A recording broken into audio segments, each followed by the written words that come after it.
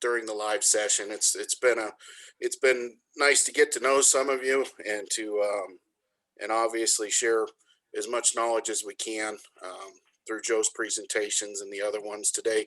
Joe's got a little bit of a follow up to the budget conversation from last week, talking about your expenditure and revenue categories.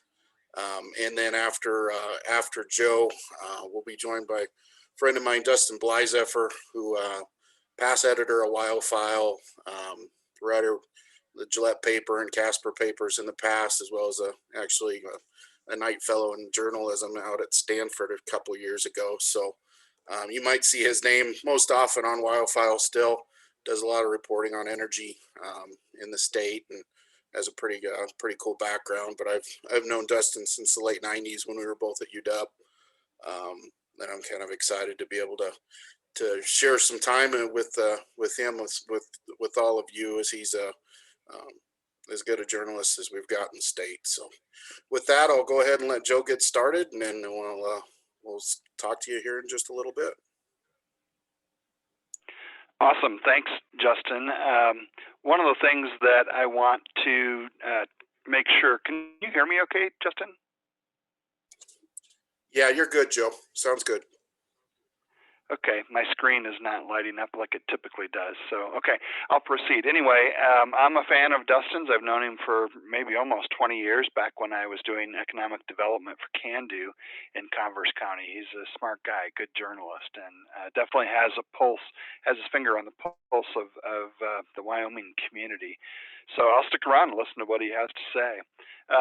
One more housekeeping thing that I just want to remind everybody, because Justin's covered this in the past, but as we dig into these topics, if you have a question, please submit your question by way of chat to Justin. He's serving as a gatekeeper for us. He can go through your chat and screen it and then interrupt me at an appropriate time so that we can answer all of your questions. And for those of you that are listening online, understand that this is a process. We understand that we're nowhere near as entertaining as what you might see on TV. We're covering a lot of material, more not a binge watching fashion, but more of a fire hose. And so we get it. We understand that you're going to have some questions after you've had some time to absorb this. So please, even then, just shoot your questions to Justin or to me directly. At my email is at the end of this presentation, and we're happy to get back to you and do the best we can to address whatever your concern or your question might be. One of the things that I want to also tell you is that, especially with today's course, one of the things that we want to do is help you learn the basics for handling money. What are the main topic areas that you need to be paying attention to, and what are the different steps you need to take to protect your municipality with regard to the different ways that you're going to be handling money.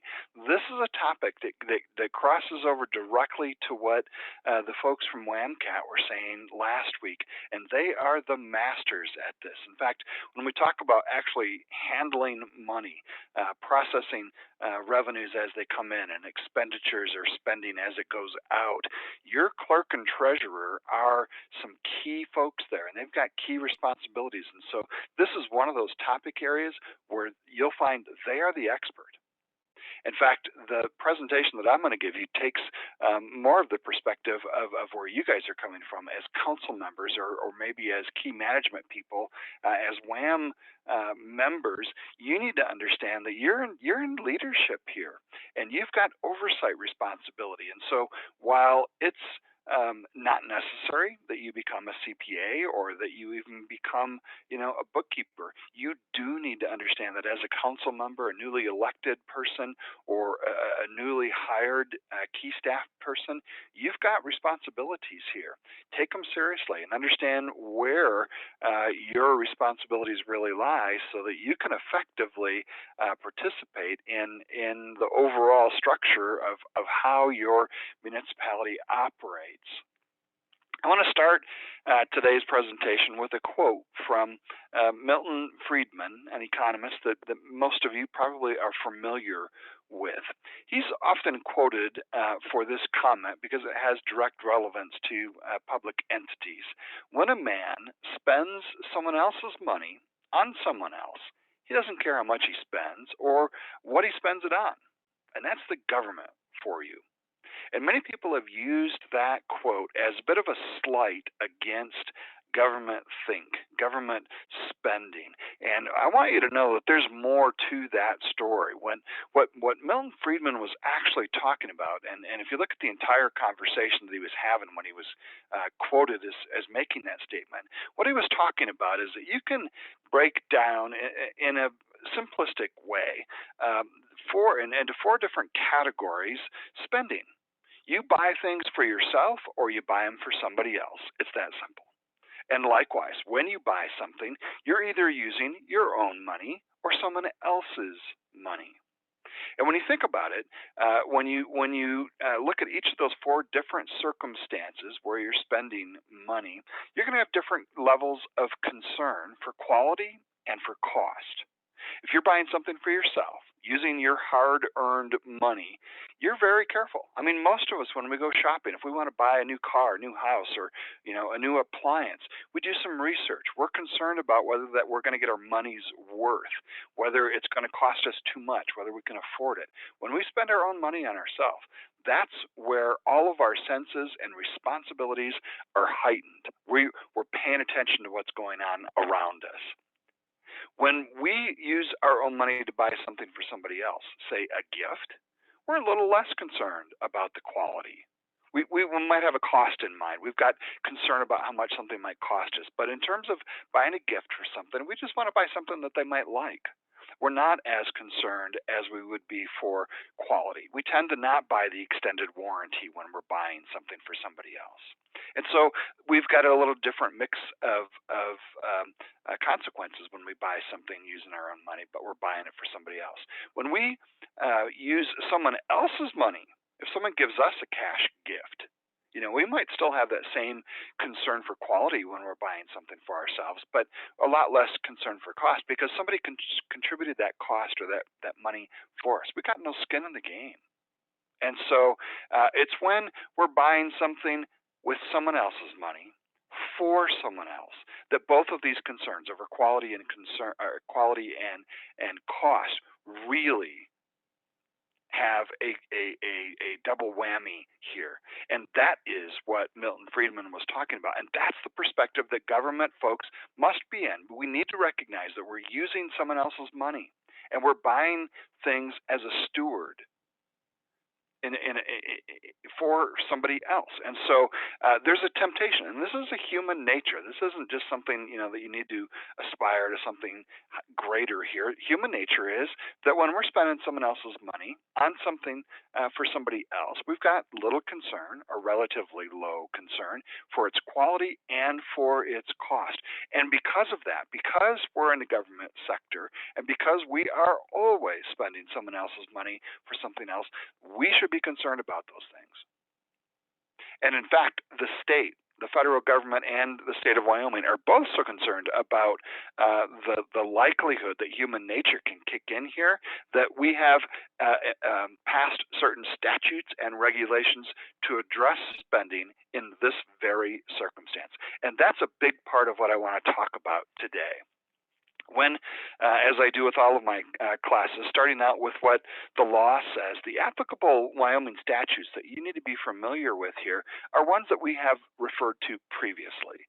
In Title 15, Section 1103, there's a statement of all the general powers that you have as a municipality, and that statute, 15.1.103, makes it very clear that it's councils, the governing bodies of your municipality that controls its finances. Nobody else. The buck really does stop at your desk, at the council level. That's written right into our Wyoming statutes.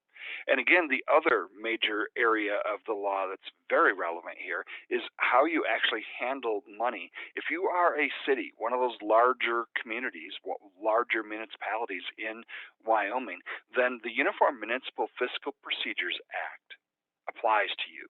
And it starts in Title 16, Chapter 4, 101, and following statutes. But it covers all of the records that you're supposed to be keeping and how you're supposed to keep track of things, whether or not you need an independent audit, and even if you don't need an audit, what kind of reports you need to be generating in order to be aware of what the financial condition of your municipality might be. It's here too where you find the power to appropriate money, to go through that budget process that we talked about last week, and even to levy taxes. And here we're really only talking about property taxes and special assessments within mill levies. But yeah, that's where the law is for you to be able to say, we're responsible for this, and these are the ways that we're going to be handling that responsibility. It is, in Wyoming, defined by statute. And you need to know what those statutes are. In the past, we've talked about the need for fiscally competent officials. We need you to be concerned about your municipality's fiscal condition. You, as a council member, need to be comfortable holding your administrator, whether it's a clerk or a treasurer or a city manager, hold them accountable by asking the tough questions. And the only way you can ask tough questions is if you're fiscally competent, if you're knowledgeable about how your municipality handles its finances. So this is definitely something you want to jump in with both feet. It's important to have a curious nature. It's also important to have some common sense. Remind yourself continually, this is not your money. You have a very high, strict responsibility, a fiduciary responsibility to get this stuff right. This is one of the areas that we need you to take full responsibility for the decisions that you're making. And so, to put you in the best position to do that, become knowledgeable about how the process works and about where your finances are within each of these major areas that we're going to be talking about today. And again, both in previous weeks, we've talked about in strategic planning, how you go about really being an administrator of your municipality. You do that at the council level or whatever your title may be, but there are several points when we're talking about operational features, when we're talking about maintaining your community. You need to be checking in at several points. Having a strategic plan is a great place to start. And planning is a great way to identify the things that you need to do. Those are long-term oversight responsibilities. But then you need to go out and do them. And one of the ways that we're teaching you that the law requires you to do those is to break them down into an annual chunk, come up with a budget for accomplishing what it is you're going to be doing this fiscal year. And by creating a budget and by following an established pattern of financial statements, you're going to be able to check in on what's going on. This is, again, part of your oversight responsibility. We say that you need to constantly be checking on these things, and that might be a bit over the top, but you do need to be checking regularly on your financial reports, paying attention to what your investments are doing, paying attention to the things below or that are supporting the bottom line on those financial statements. And that means you've got responsibilities to be making decisions and taking actions within that strategic plan, within your budget, and within your ability to get things done. You're periodically going to be looking at contracts, going out to bid on things, and where necessary, adopting a budget or even amending that budget to make sure that you are on top of things and your municipality is well run. The other thing that I know we've talked about before, but just in passing reference, are some guidebooks essentially that are out there to help you make your decisions. These are important. They're not optional. If you want to know how to do your job for your municipality, get familiar with these 5 documents. In particular, if you want to take seriously your fiscal management responsibilities. And I've referred to these before. The Department of Audit maintains a couple of these handbooks on their website. WAM has the Mayor Council Handbook on their website. You can simply Google GASB or GASB Statement 34, and Google will take you straight to that particular statement. You can likewise Google the COSO internal control integrated framework and learn more about it.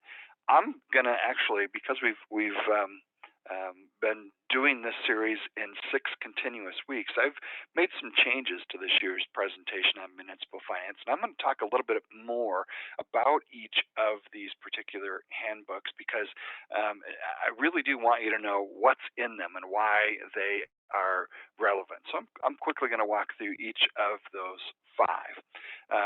The Wyoming Department of Audit, their Public Funds Division, again, they're the ones that maintain these guidebooks on their website. You can go to their website and download it, or just ask Justin for it. I'm sure he's got it downloaded someplace. But this is the official state guidance for all local governments. That means special districts, counties, and municipalities. And it talks specifically about how those documents all pull together, and in particular the GASB 34 statement, but it also makes references to some of the other accounting guidance that's out there. And again, you do not need to be a CPA, but you do need to know roughly that the GASB 54 statement that's out there, that's the one that requires public entities to do fund accounting. A big change from the way private businesses are run. And so you need to know that that's out there. You need to know that there are generally accepted accounting principles and practices. GAAP is a real thing. And most entities, in particular municipalities in Wyoming, follow that guidance. And so you need to know enough about them to know that your bookkeepers need to follow them, your CPA is going to follow them, and you need to know how those things directly affect your role in fiscal management. So if you dig into that, go through the table of contents, you'll see that they address just basic accounting concepts. It's a good way to learn some basic accounting by looking at this particular manual. They talk about budgets and appropriations, the stuff that we covered last week, and then they go into a little bit more detail about how you actually maintain a uniform chart of accounts from a bookkeeping perspective, how it all ties together. The manual also talks about what accountants call source documents. This is the underlying documentation that is handled in the form of checks that might get deposited or invoices that need to get paid. There's a particular way that we handle those things and keep track of those things and process them. And so the manual tells you exactly how your staff should be doing that.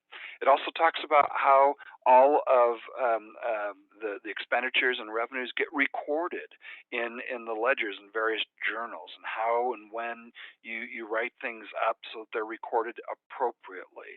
It also talks about, it really gets down in the weeds and talks about the subsidiary records and control accounts. That's where you're digging down into what information needs to be maintained, for example, on all of your CDs at the bank, and or maybe even how you maintain a system that keeps track of all of the water accounts that you service as a municipality. And so it's very broad, it's very comprehensive, and it covers all of these things.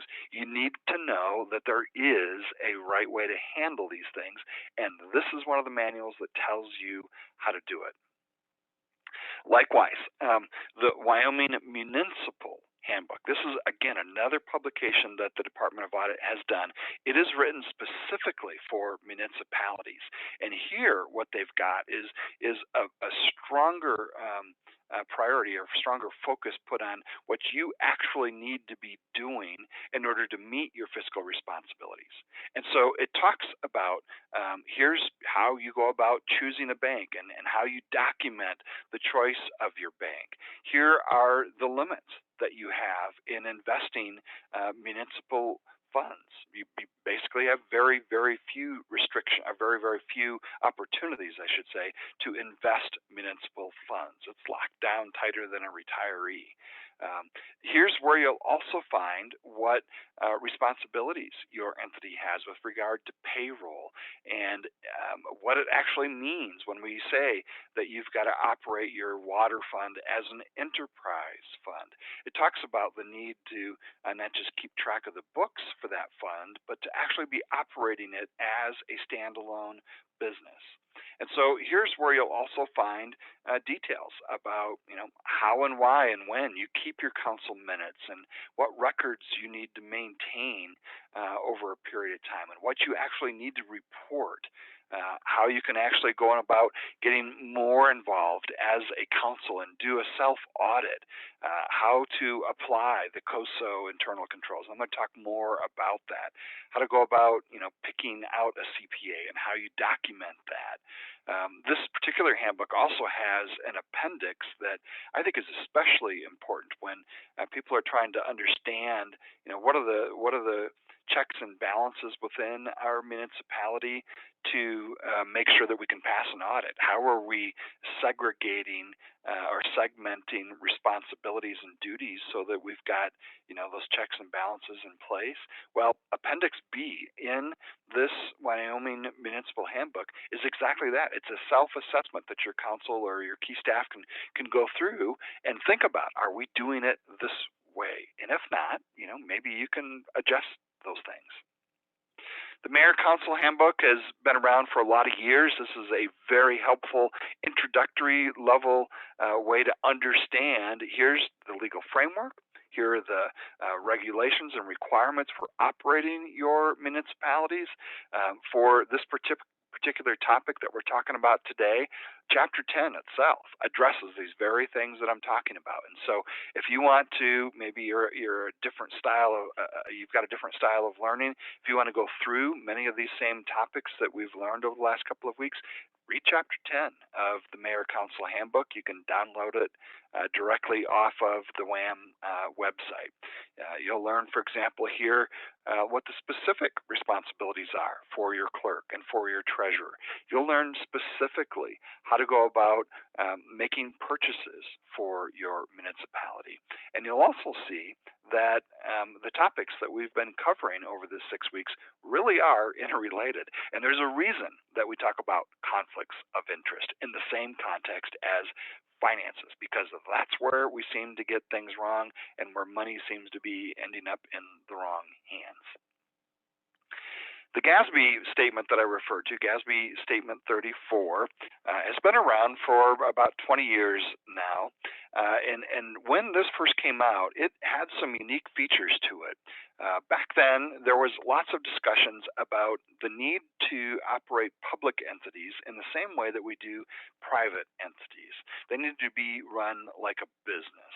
And so, for the first time, what we started to see with this GASB 34 was a framework, a comprehensive way of thinking about your business, or in your case, your municipality, and how it operates, and how we can be creating financial reports that actually give you insight as to whether or not your community is doing things correctly.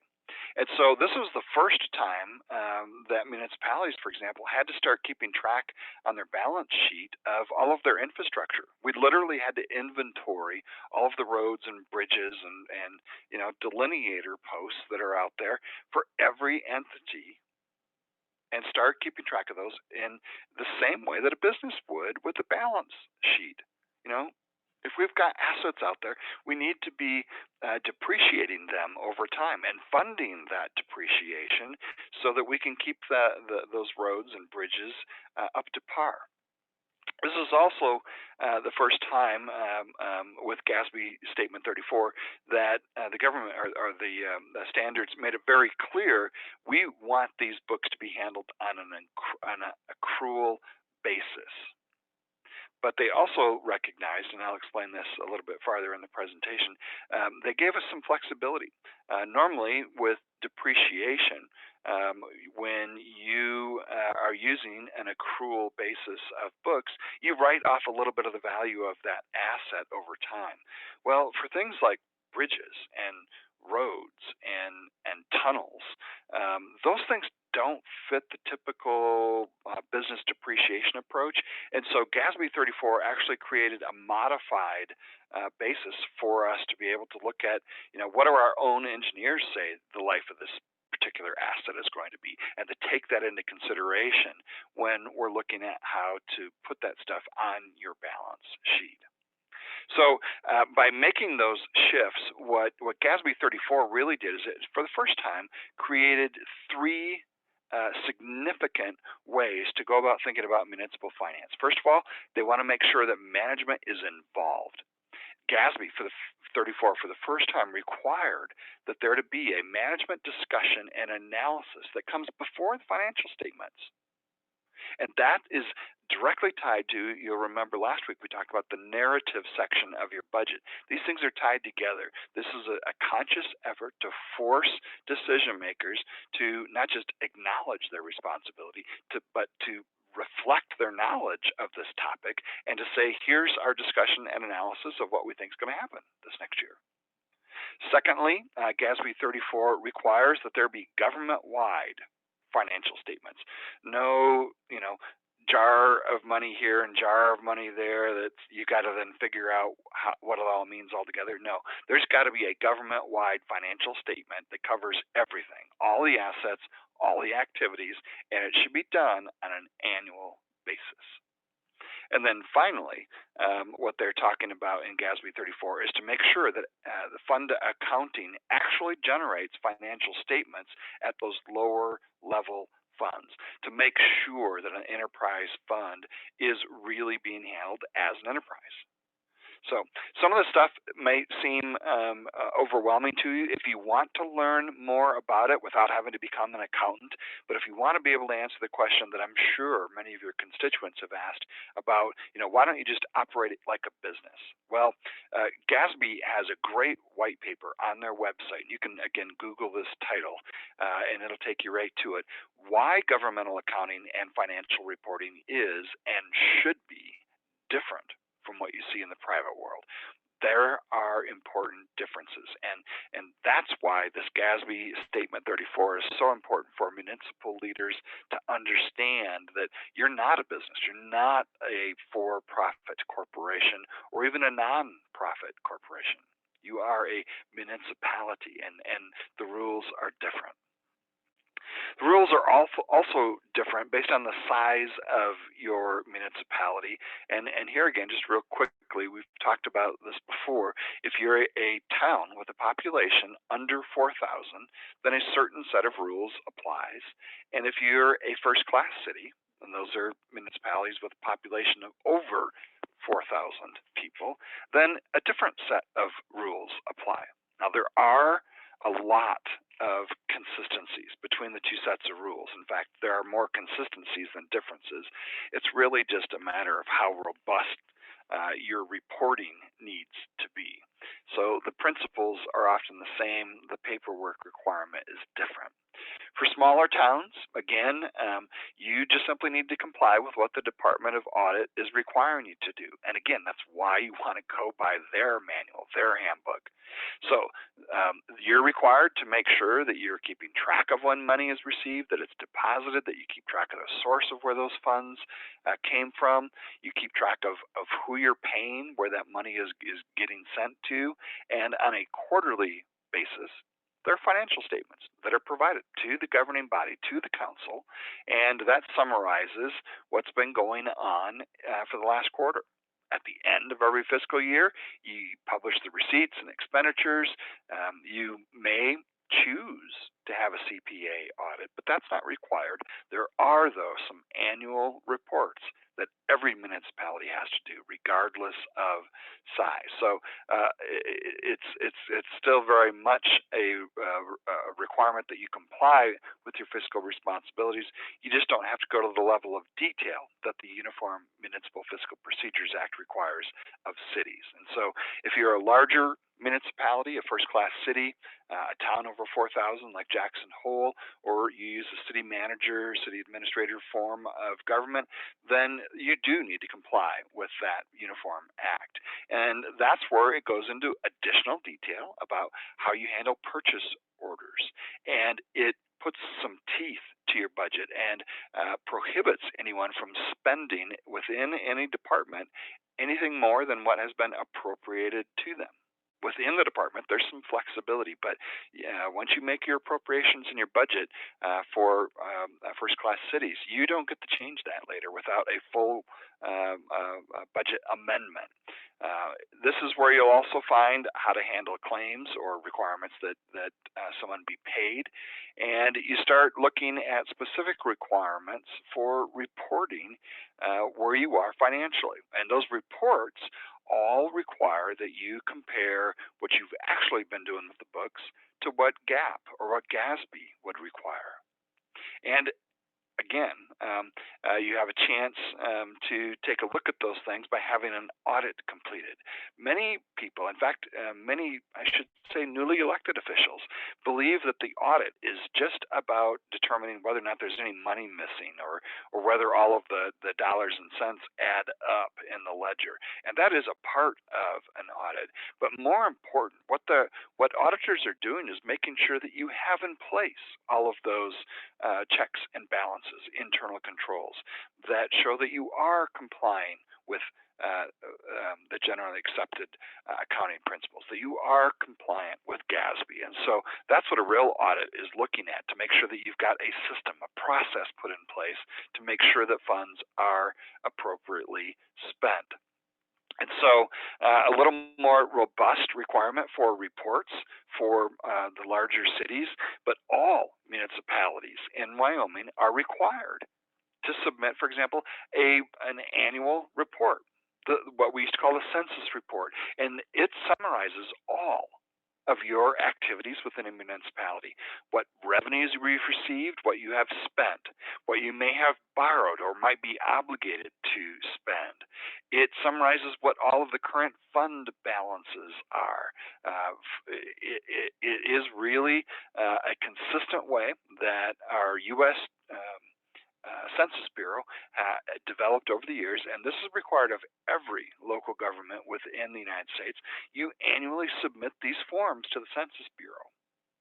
So, knowing what that form looks like, you back up to figure out what do we need to have ready when it comes time to submit that report, and that helps you identify how you do your activities to make sure that you're ready for your annual report.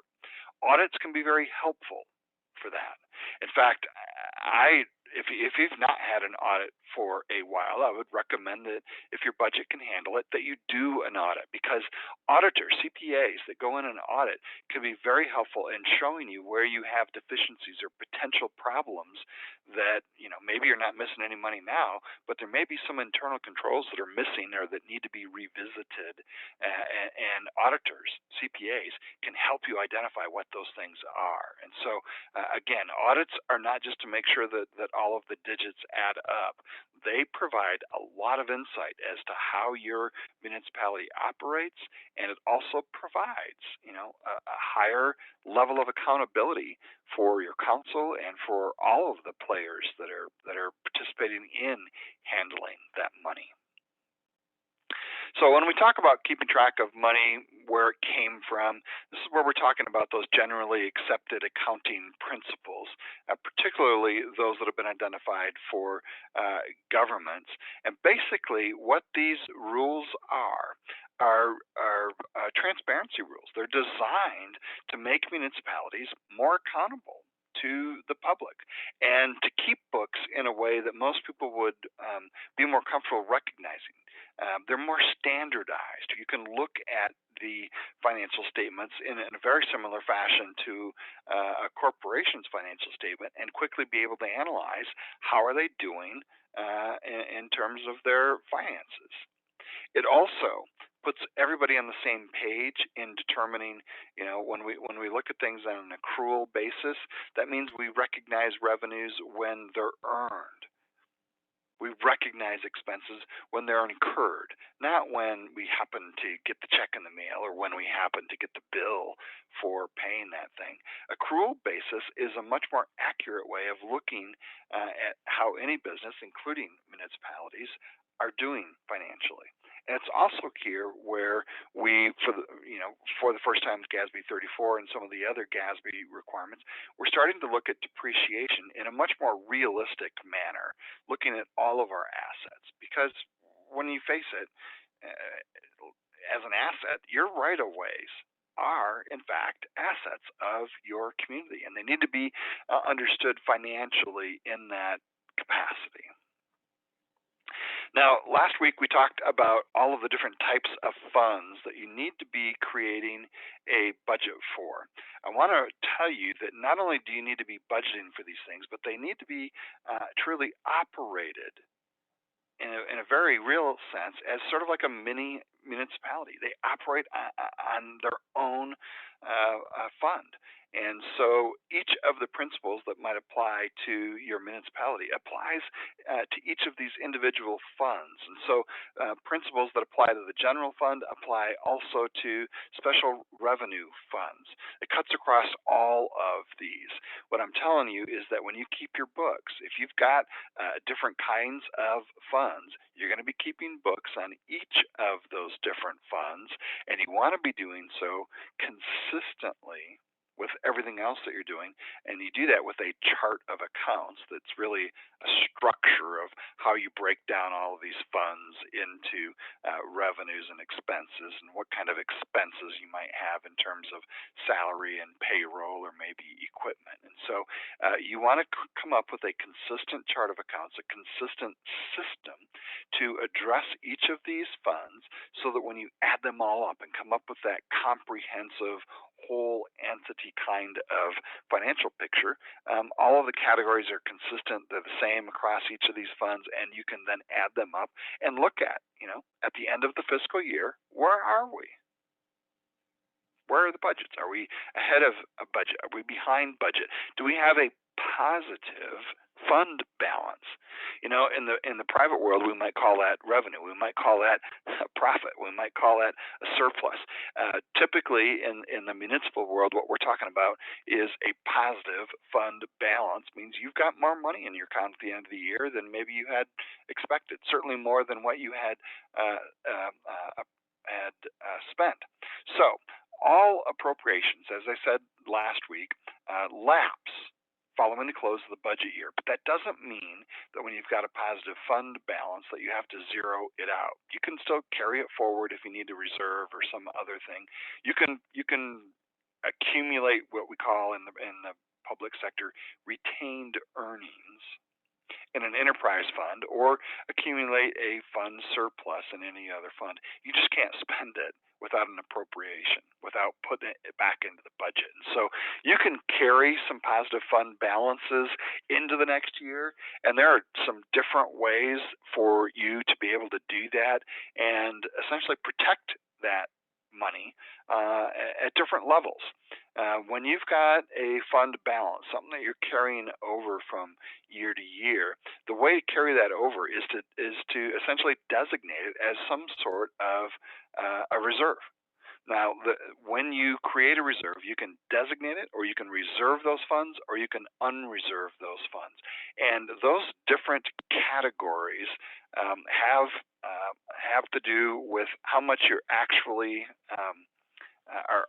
what kind of constraints you're actually putting on that fund. And so when we talk about a designated fund, what we're talking about is that those are an indication or a preference that the money can be used in some specified way, but there's nothing from changing the governing board from appropriating that money for other purposes. On the other hand, if you reserve it, that's a stronger way to set that money aside. You reserve it for a specific expenditure. You've locked it up that much tighter. And sometimes you'll even just want to carry those funds over as undesignated or unreserved funds, just simply because you know you're going to need them the next year, and you don't need to tie them up yet. When you have that positive balance, when you address your reserve, you have to do that with a policy. you've got to have a policy in place that allows you to be able to keep that money, and your policy needs to cover things like why you have that reserve in place. And you can address things like, well, we anticipate cash flow needs, or there's some kind of volatility with revenue, or we're going to put some money in reserve because we see some potential vulnerability to a lawsuit.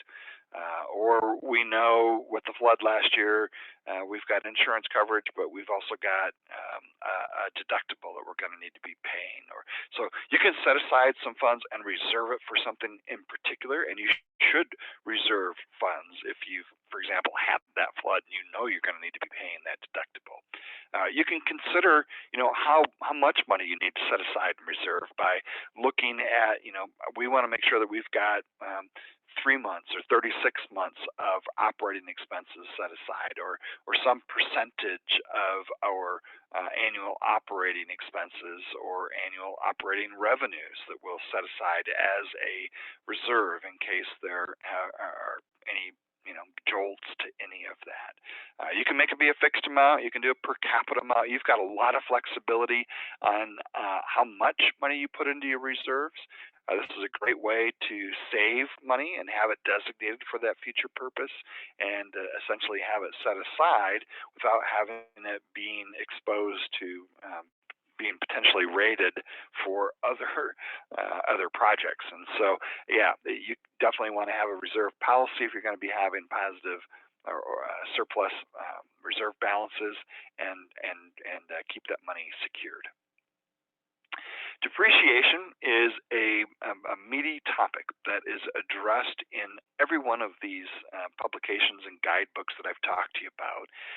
For some of you that are completely unfamiliar with accounting, when we use that word depreciation, what we're talking about is a recognition that when we buy something, it has a certain value. Oftentimes that's tied to its purchase price, but that over time it's worth less.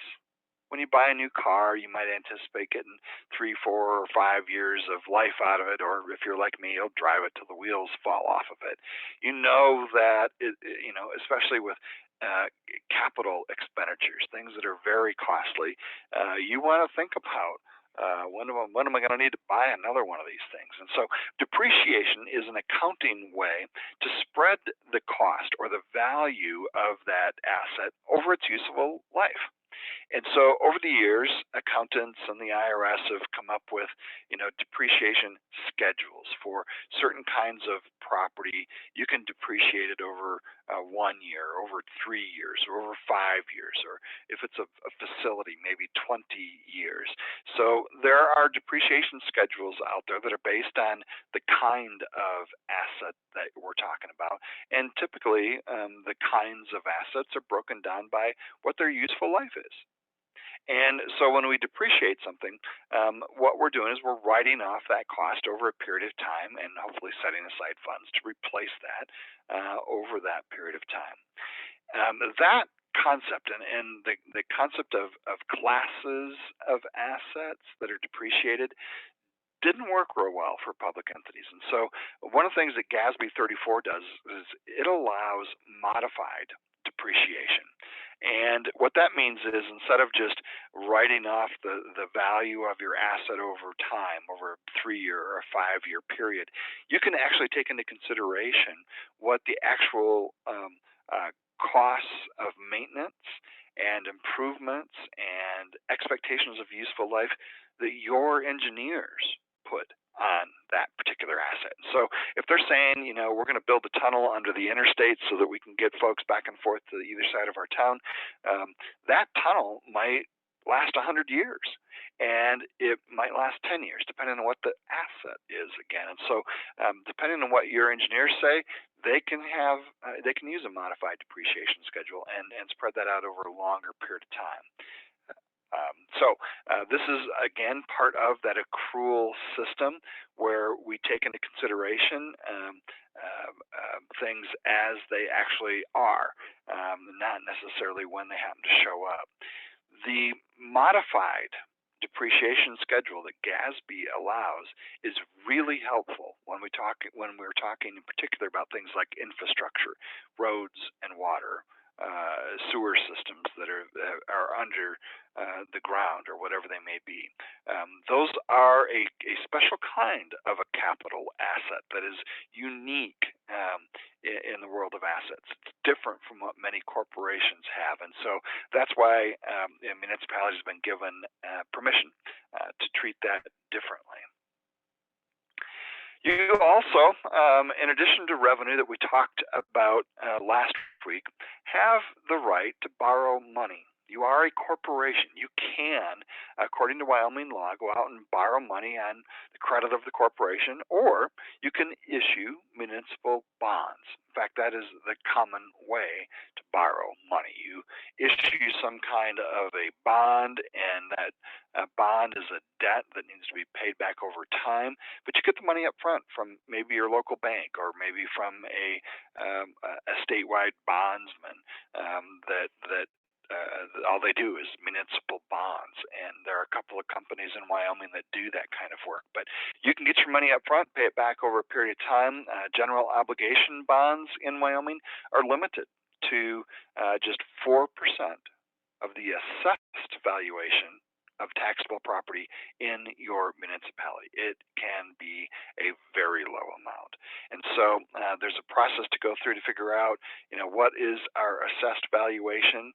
Last week I told you that residential property, for example, is assessed at 9.5% of its real value.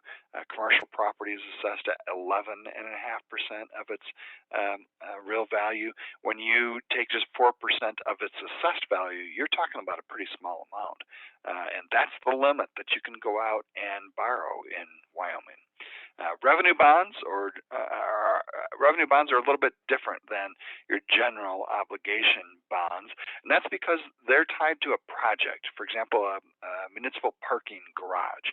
You know that you're going to be able to sell those parking places over time, and so you can sell this different kind of bond. A revenue bond is another way to borrow money, but it's not secured by the full faith and credit of the municipality. It's secured just by the revenue that's expected from that new asset. And so it's a great way to be able to do a standalone asset like a parking garage that will generate revenue over time.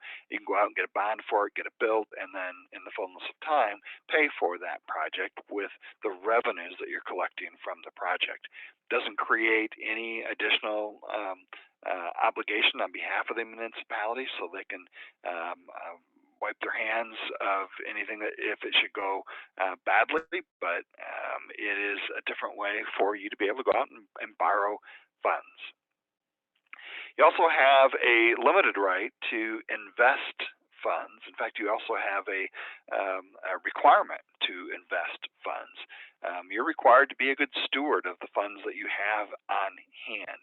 And if you haven't felt it already, it's because you're not paying attention. But you will feel budget pressures, and you will feel the need to increase the returns that you're able to get from your investments because it helps your bottom line. It helps your general fund. Unfortunately, the basic principles of investing are such that if you want an opportunity at a bigger return on your investment, you have to take more risk. And in Wyoming, by statute and by our Constitution, we have limited the amount of risk that municipalities and other governments can take.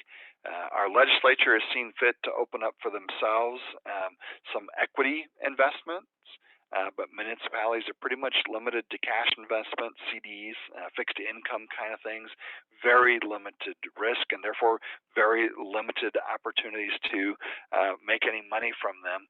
And again, as I said last week, with the crash in interest rates, this is affecting a lot of municipalities. Purchasing is another one of the topics that's addressed in each of these manuals, and it's important that you understand how your municipality goes about acquiring the stuff that it needs in order to provide services to your residents. I'll tell you that most municipalities figure out real darn quick that centralizing all of their purchases is a great way to save money. And if you can figure out ways to go in with other municipalities or other entities to consolidate purchases, you can save even more money. But when you do those things, you need to have built in place a way to maintain the inventory and figure out, who gets what. If we're all pooling in to buy copy paper and whatnot, we need to make sure we're keeping track of whose budget is paying for how much of this, and we need to make sure that it then gets distributed out to the correct place. The other thing that you need to understand is that in Wyoming, by statute, we require that you open up purchases to competition from suppliers. That means they're locally and elsewhere. You need to be prepared to be able to go out to bid whenever you need things. Now there are some limits that where you can purchase and contract, within a certain amount, you're good to go. But competition among suppliers is important. It's required by statute. But you'll also discover that as a municipality, this is one of the criticisms that we face, that we make choices based on people that we know, friendships, nepotism. Those are the things that come up in conflict of interest discussions. And purchasing is one of those places where, if you've got control of somebody's wallet, the municipality's checkbook, you've got control potentially over where that money goes. It's critically important that this be done above board and that there be competition among suppliers so that you're not playing favorites. And so, you can go out and you can request proposals, request quotes, and I would recommend that you do that for any significant expenditure. See what people think, and even ask other municipalities, what do you guys do? How do you guys go about doing these things? Fact is, you can do a lot of purchases. You can enter into a lot of contracts based on just using your common sense. By statute, you are required to advertise for bids on any purchase, any contract that exceeds $35,000. And you'll find that in Wyoming Statute 15.1.113. Additionally, you've got to advertise anytime you're going to buy a new vehicle, new truck, new car, whatever. There are requirements that you publish your need for that particular item. And if it's a new vehicle, guaranteed, you must publish that. Now, the state also takes the opinion that when we're purchasing things, that the lowest responsible bidder should win every competition. And so when you request bids, what you're going to do is you're going to set aside an open date when you open up those bids. And whoever submits the lowest responsible bid on that date wins the job. The exception to that is for professional services. If you want to hire somebody like me that comes in and provides consulting services, or if you want to hire an attorney who would provide legal services to you, those are both professional services. You are not required to go with the lowest bidder. You are allowed to choose whoever you think, whichever professional can best meet your needs. And so you've got this exception built in. You don't have to take the lowest price for that. When you do enter into contracts by statute, those contracts need to be signed by the mayor. In some instances, the mayor can designate somebody else to sign those contracts, but this is one of those roles where the mayor is basically serving as the chief executive officer, and they literally are the ones that execute contracts. Likewise, you will find here in the guidebooks and in the statutes a requirement that there be financial guarantees or even bonds put in place ahead of construction of any new project.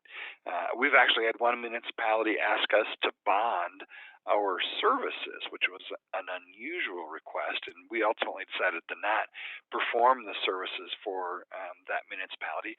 Typically, bonds are required, though, for any kind of construction project or any major maintenance kind of project. It used to be you go out to bid and have someone, design and build a project. We now also have opportunities in Wyoming for municipalities to do what they call a construction manager at risk kind of a bid. And some of you will find that attractive because you can basically say, at this price, we're all in. And these are the features that we want this building to have. Beyond that, construction manager, it's your job. If you want to build this project and you think you can do it at a profit, that's your risk. We will not do a design build. We want you to do the whole turnkey operation for us. Bill paying is something that you're going to do maybe at every council meeting, maybe once a month, or however you set up your system to do this. But again, paying the bills is an important process, and this is again something that has been regulated by state statute. Section 15.1, 125 covers exactly how bills get presented, what information needs to be included in, what written information needs to be included in that claim, and then what steps you need to go through to evaluate whether that claim should be paid. Everything's got to be done in writing, but beyond that, you need to figure out, was this an expense that was budgeted for? Are we still within our budget? Do we have funds? Do we actually get the revenue in to pay for this thing? There's a number of steps that you have to step through before you can pay something. And you typically, if you're certainly a first-class city, you need to have your vendors certify that, to the best of their knowledge, that this is a valid charge. So you go through all of these steps, making sure that it's a valid expense, that it's contained within your budget, and then you'll have a process to actually go through and approve the payment of those claims, which must be done by council. It's going to be one of your agenda items where every week or every time that you do meet, approval of claims, paying the bills is something that every corporation needs to do on a regular basis. When it comes to then actually paying those bills, to issue a check, you should have in place a policy that says, here's how we actually do this. And it should cover things like whether or not you're going to be personally signing checks. I don't mean personally, but I mean live signing checks, or whether you're going to use a stamp, whether you're going to allow the mayor and one other person or any particular two people. How do you designate who those two people are that actually become signatories to that check? And so those are the things that you're going to want to cover in advance, and you're going to want to do so according to what the statutes require you to do. Now, a few weeks ago, we covered ethics and conflict of interest, and the city attorney in Rollins, Amy Bach, covered this topic. She did a fine job. I went back and I listened to what she presented, and a lot of what she talked about was your responsibilities according to statute to maintain the highest level of ethical standards and to avoid conflicts of interest. And she gave you a great introduction to that topic. What I want to do today is I pulled some things out of the presentation that I would have given then, and I've included them here because I think they really are more relevant to the conversation about financial management. And that's because I honestly believe internal controls are the key to financial management. This isn't something that is just Joe's opinion, though. I'll tell you that the Wyoming Municipal Handbook specifically recommends that you guys be using the COSO framework for your internal controls. It's important that you take a harder look at this. And so I want to cover some of the principles of that framework so that you can see what we're talking about when we talk about these internal controls and why they're a key to making sure that you are operating ethically.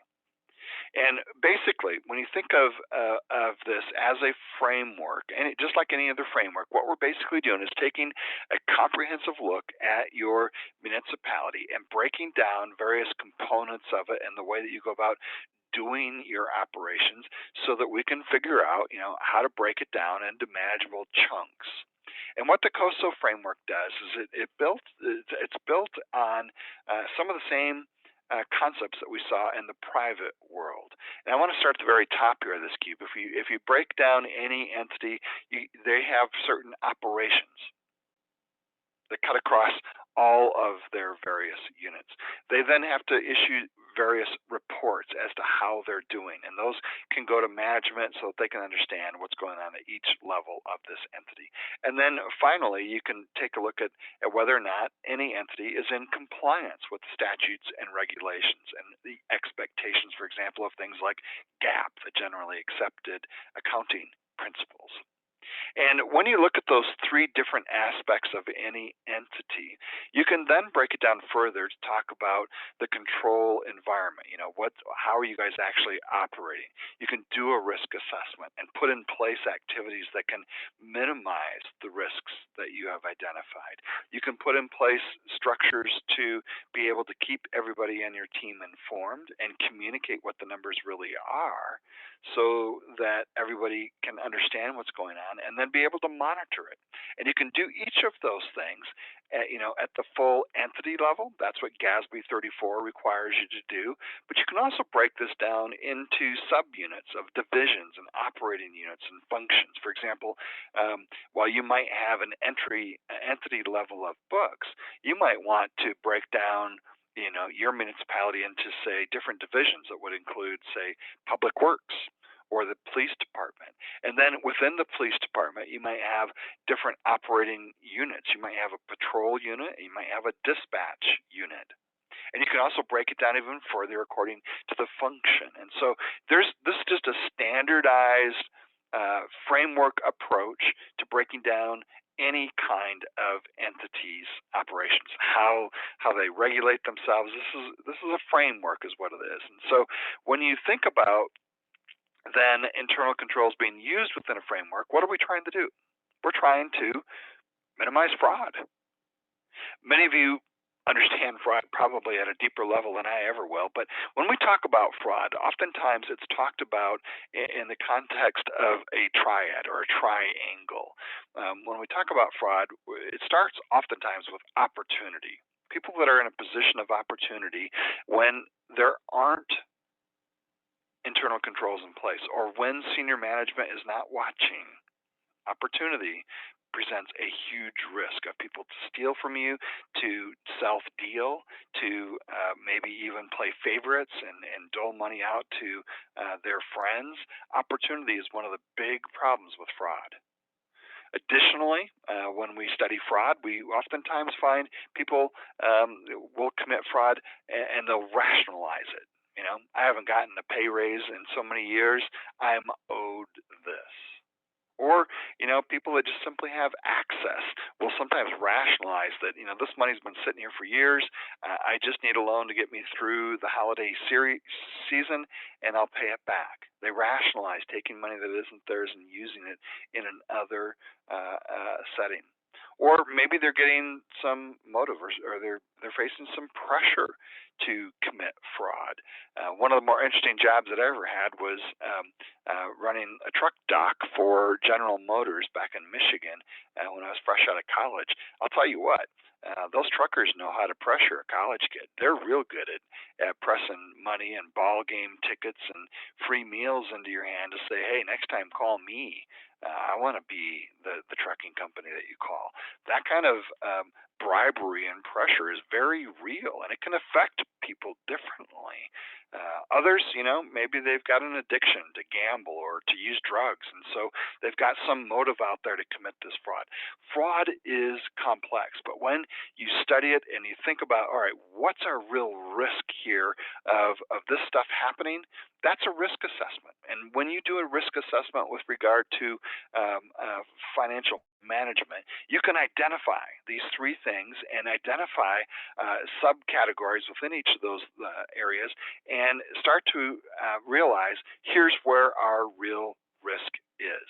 And so an internal control can be defined as any process affected by the entity's board of directors, management, or other personnel. That's you guys, the leaders, that are designed to provide reasonable assurance about the objectives getting done. That's all we're trying to do. Put rules and processes in place to make sure that the job really gets done. You create these internal controls based on what you saw the risk to be and what the process actually is. That you recognize as we handle money, people are going to need to deposit it, people are going to need to handle claims, people are then going to need to write checks, sign checks, deliver those checks. Understand that at each of those levels, when you have people involved, you need to have a system of checks and balances in place that would reasonably assure you that, yeah, the job's going to get done.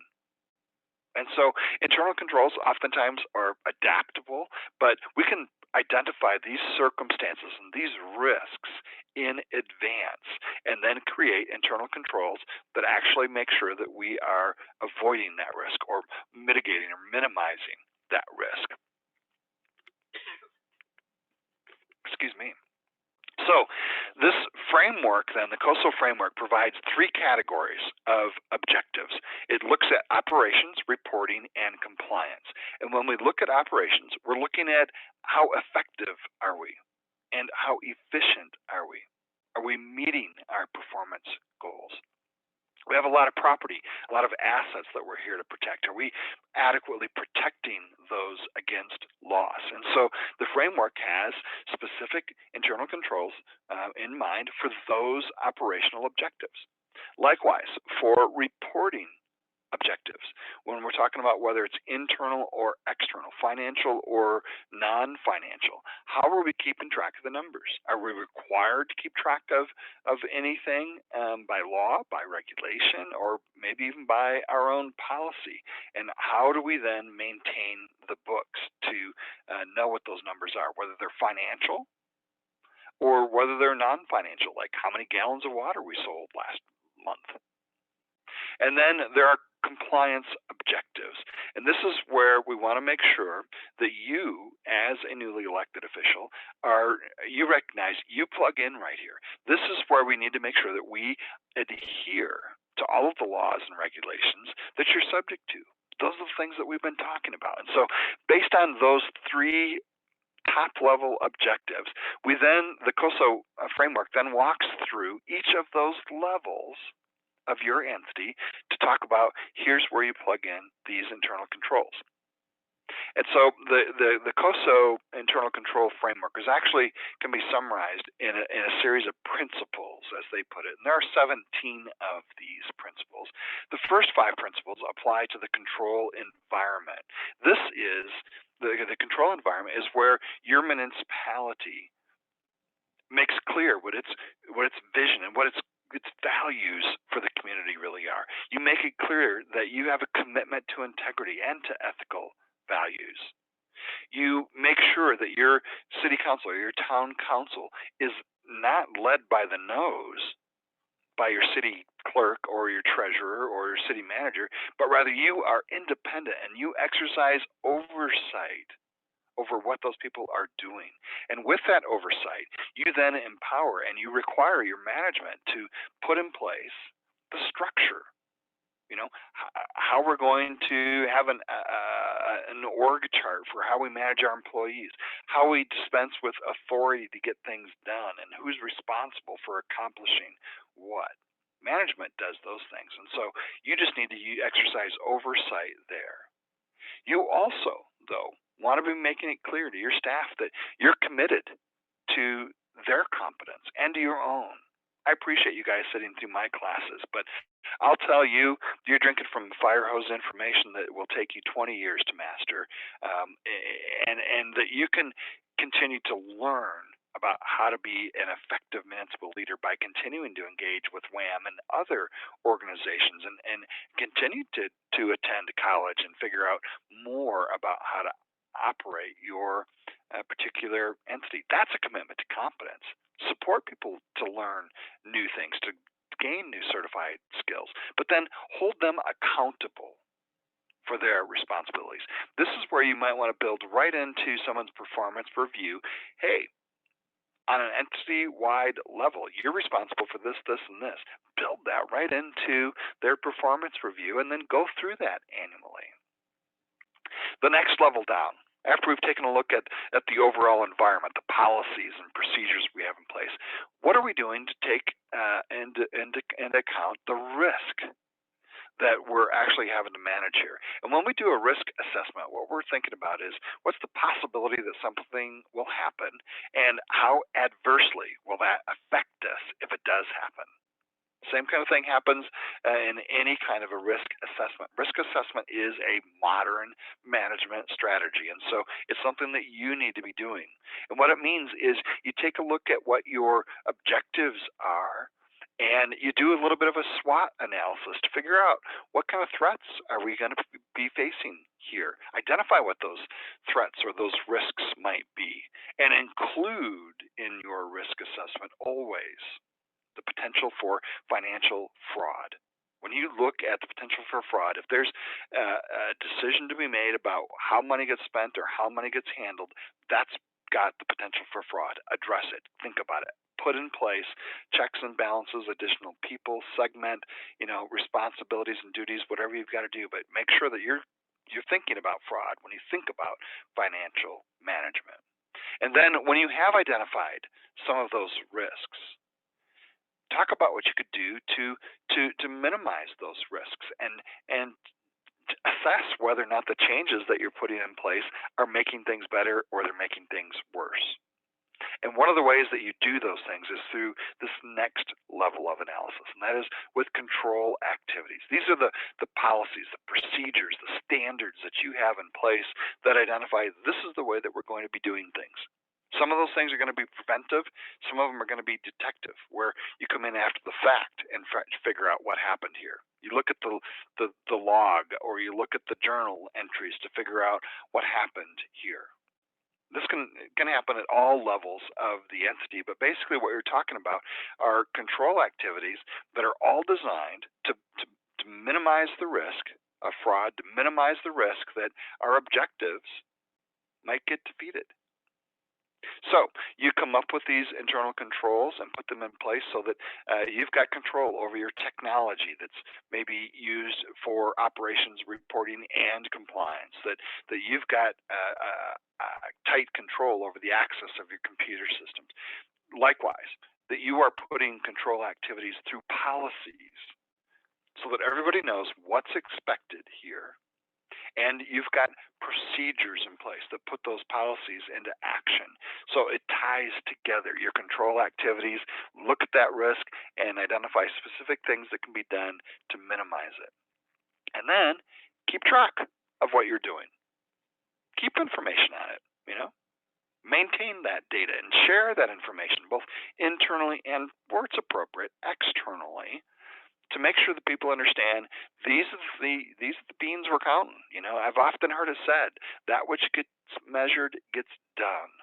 And so you want to be identifying the things from your objectives, what really needs to get done here, and identify things that are relevant to identify whether or not you've reached your goal. Things that are important to identify whether or not you've reached your goal in a quality standpoint. We're talking about things that you need to communicate internally for people to be able to get their job done, and externally so that people have confidence that you are spending their money appropriately. This is where accountability and transparency come into play. And then finally, looking at the monitoring activities, what we're talking about is to have a process, a system in place where you're evaluating how you're doing. And, that could be an audit done annually. It could be an internal audit. It could be internal assessments that are done, where you're taking a look at, again, your objectives of the overall goals of your municipality, talking about where you've done well, where you haven't done well, where there have been deficiencies, and then taking corrective action to address those deficiencies. At this level, this is really where we're talking about senior management and you guys, the council. You're at the board of directors. You're at the top of the pecking order when it comes to determining which internal controls to be using. So those are the COSO internal controls, and they should be used everywhere. This is not just about fraud and preventing theft and abuse. It does have to do with everything. making sure that at the end of the day, if you got a grant to build a new ballpark, that you are fully compliant with that grant, that you've created internal controls with that grant to make sure that you are in compliance with all of the rules and regulations that have to do with that grant, with what you promised that grantor to do, etc. So internal controls should be put in place everywhere, and they should be really systemic, so that everybody knows. Here's how we handle personnel. You know, we know who the HR person is. We know how hours get submitted. We know who's responsible for making sure that the paychecks get cut, and that they get cut after appropriate funds have been deducted for the payment of payroll taxes, for example. So whether we're talking about investments or inventory, debt, accounts payable, accounts receivable, internal controls should be used at every aspect of your fiscal management. I want to circle back to the guy that the COSO internal controls are named after, James Treadway. You've heard me refer to the Treadway Commission before. I want to tell you that James Treadway is an interesting guy. He cut his teeth not in the municipal world, but for the SEC. His expertise was really used back at a time when corporations, particularly publicly traded corporations, were cooking the books. His work went a long way toward addressing the Enron kind of failures. And he made a statement when he talked about this stuff that I thought was particularly relevant. I can think of no activity, insider trading included, which can do greater damage to investor confidence than cooked books. Cooked books cause false financial statements. And if the financial statements are false, it's impossible for the narrative portion of any disclosure document to be accurate, and the entire disclosure process is therefore totally undermined. The eradication of cooked books deserves the highest priority in both the private and public sectors. I hope it will receive that priority. This was a statement that he made before the COSO framework was developed. He put his money where his mouth was and devoted the next many years of his work developing these internal controls. They work. They allow us to avoid the very worst aspects of criticism of leadership, and that is people that steal from us. These cooked books are a problem, and the COSO internal control framework is how you actually address financial management and do so with integrity and make sure that you're able to get these things done according to the law in a way that you can be proud of them. And so please don't just think of internal controls as something for the accountants. This is you. You need to be asking about internal controls as a newly elected leader or a key staff person working within your municipality. You need to know which internal controls are in place and how they affect you and your responsibility in making sure that we stay in compliance with those internal controls. So with that said, Justin, would like to open this up for any questions or discussion about, frankly, this or any of the topics that we've talked about over the last several weeks.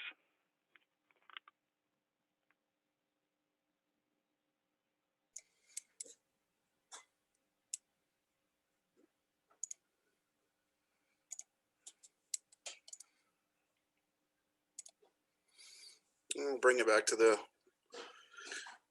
view screen here. I didn't see any questions in chat, but kind of one last call here. Obviously, Joe's presented a ton of information over the last 6 weeks on a lot of different topics. So it'd be great if you do have any questions on any of that subject matter. I'm sure Joe's more than happy to tackle those at this point.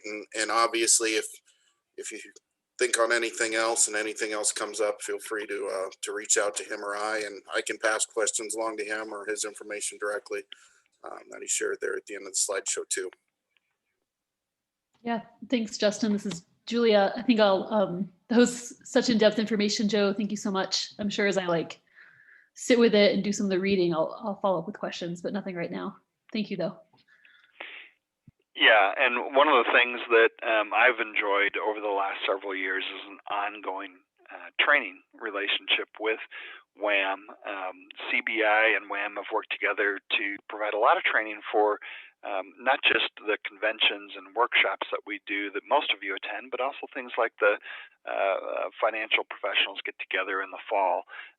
We do have a lot of knowledge that we want to be able to share, and this is something that just on a relationship level, I'll take the time to answer any questions at any time. So feel free to respond to Justin or me directly if you think of something later.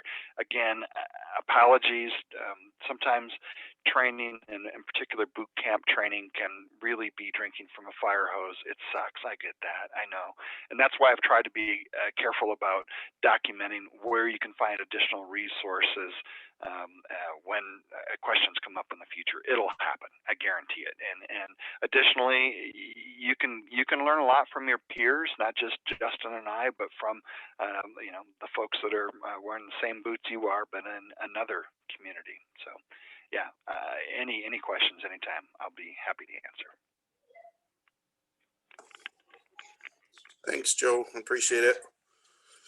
Okay, so for this next segment, I'm going to introduce Dustin here in just a quick second, but he's going to lean a little bit on some question and answer and some roundtable discussion. So we'll probably pester some folks to jump in here and ask some questions and try to lead the conversation a little bit. So, but I did want to take a second to introduce Dustin Bleizeffer. I've been friends with Dustin since about 1996, I think, is when we met up at Student Publications and at the university in Laramie. And he's gone on in the journalism world here in Wyoming and had about as storied a history as you possibly could over the last 20 years plus. So worked at the Gillette News Record, covering county government, energy reporter at the Casper Star Tribune, and then was editor-in-chief at Wildfile. Most recently was communications director at the Wyoming Outdoor Council and was a John S. Knight journalism fellow out at Stanford, which I enjoyed following on his Facebook page because it looked like quite the adventure. So, but with that, I go ahead and introduce Dustin. I invited him, obviously, to talk a little bit about media relations, dealing with the media. Obviously, not all of you have lots of interactions with the media, depending on the size of your community, but it is something I think important for municipal elected officials to have some background in, because it's pretty easy to get yourself in trouble pretty quick if you don't have a little bit of perspective on it. So with that, Dustin, go ahead and take it away. Yeah, thank you, Justin. I really appreciate the invite. And I'm really super excited to talk to folks who have stepped up, campaigned, and offered their service to their communities. So thank you very much. Justin and I go way back to student publications at the University of Wyoming. And since then, I have worked with a ton of elected officials and public officials in Wyoming and beyond. And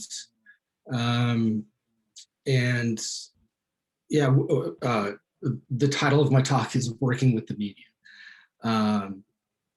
And so I'm really excited to take some questions and just have a conversation. I'm not a lecturer. I don't stand at a podium and and hold court. So I'll be really excited to hear your questions and have a conversation.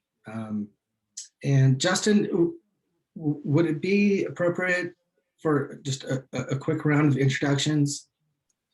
Yeah, I think so. So if everybody, if you're in a good spot, if you could maybe turn cameras on and we'll and maybe some microphones. And I think Dustin and I talked earlier, but kind of an effort to hear which communities you're from and some of your background a little bit. So we can kind of go in order. I'm not sure if my screen plays out like everybody else's, but maybe Ted, if you want to start. Yeah, and I'm just interested in your name and the seat that you hold and what you read. Okay, I'm Ted Kinney from Torrington. I'm a city council member. It says I've been on the city council. This is my second term, but they're not consecutive. As far as what I read, I like John Meacham and the newspaper. I read the local paper. Great. Torrington Telegram. Yep. I'm Dale Hicks, and I'm from Kemmer. And first time as city council or any governmental position. My reading is sporadic because of issues with eyes and such, but something that does help is I've spent time in Rock Springs, Casper, Gillette, and now Kemmer. So I've got pretty much the full spectrum of Wyoming municipalities that I've lived in and observed. Yeah, fantastic. And not just what you read, I suppose, just like what local news do you consume, you know? So I'm sorry, what did you say there? I'm also interested in just what local news people consume, you know? It's not all newspapers. Well, our paper is there and I read it. I spend a lot of time on the internet, particularly we have a Kemmer Online bulletin board that I read every post that goes into it. And oftentimes you find that one I like because it gives me an idea of what people's immediate concern is. And if it keeps coming back up, it tells you it's a fairly major concern. All right, fantastic. All right, thanks, Dale. I'm Rick Patterson. I'm from Torrington, newly elected on the city council. I retired from EWC, Eastern Wyoming College, about 3 years ago, I guess, and I needed something to do. And that's kind of how I got involved with this. And it's been fascinating. I actually was appointed to fill a vacancy in, I think, August, and then was elected in November. I read every morning. I kind of have my ritual I go through. I read the Scottsbluff paper because that covers a lot of the regional news here in the North Platte Valley. I read the Casper paper. I read the Torrington Telegram. I really like all those conspiracy blogs. I'm just kidding. I do read Wildfile and have actually read it and am a contributor for a number of years. One of my colleagues introduced that to me or me to that or whatever, and I've been reading it ever since. So I really try to get a different perspective on things. But that's kind of it in a nutshell. Fantastic, thanks.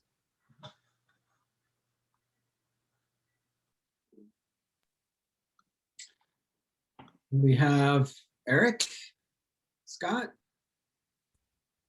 Howdy, I'm from Meeteetse, Wyoming. Hey. I don't read anything hardly. I do a lot of family history and that's all my spare time, so. Well, you might have some advantage. Well, yeah, lots of personal history, so I know what people have gone through. Great, thanks, Eric. I can go. I don't know if you're calling up with Dustin. I'll jump in. Julia Stubel from Lander, Wyoming, elected to town council. I think that's what we all are right here. And, you know, I read all the statewide papers. Well, I should say all, two, Trib Eagle and the Casper Star and Wildfile. And then we do have a local online news source here, County 10, which I have to sort of remind myself to read because it doesn't feel as newsy as I'd like it to be. And I do check in with the Cowboy State Daily but it doesn't help my blood pressure to do that. So I'm careful there. I think that's it for my news consumption in state, at least. We all tend to self-select, and sometimes we self-select in ways that are, just expand beyond our own worldviews. That's great too. So, thanks, Julia. I'm going to jump back in there for a second because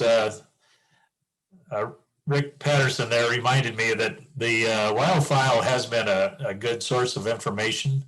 I also have the Washington Post online that I read, and the Bulwark. It's kind of an interesting group of articles. So, yeah, great. And then we have, is it Telly?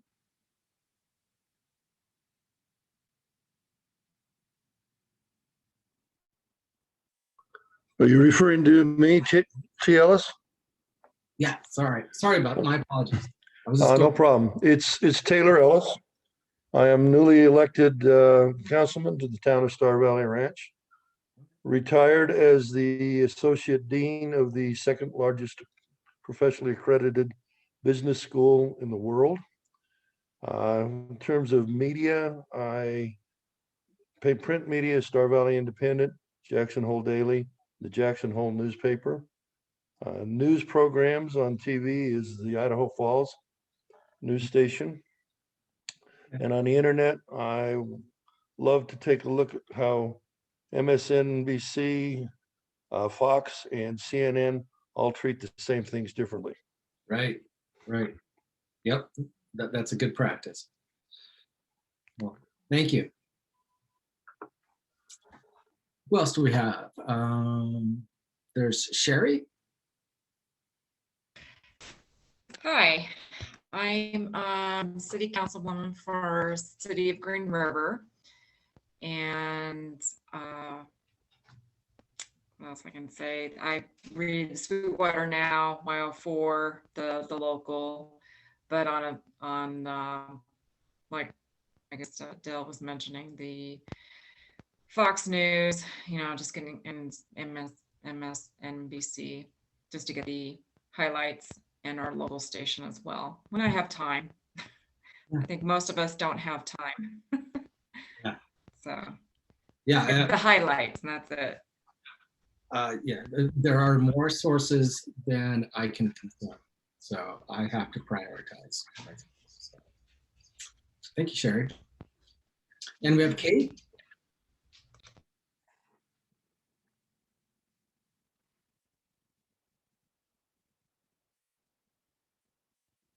Anybody else?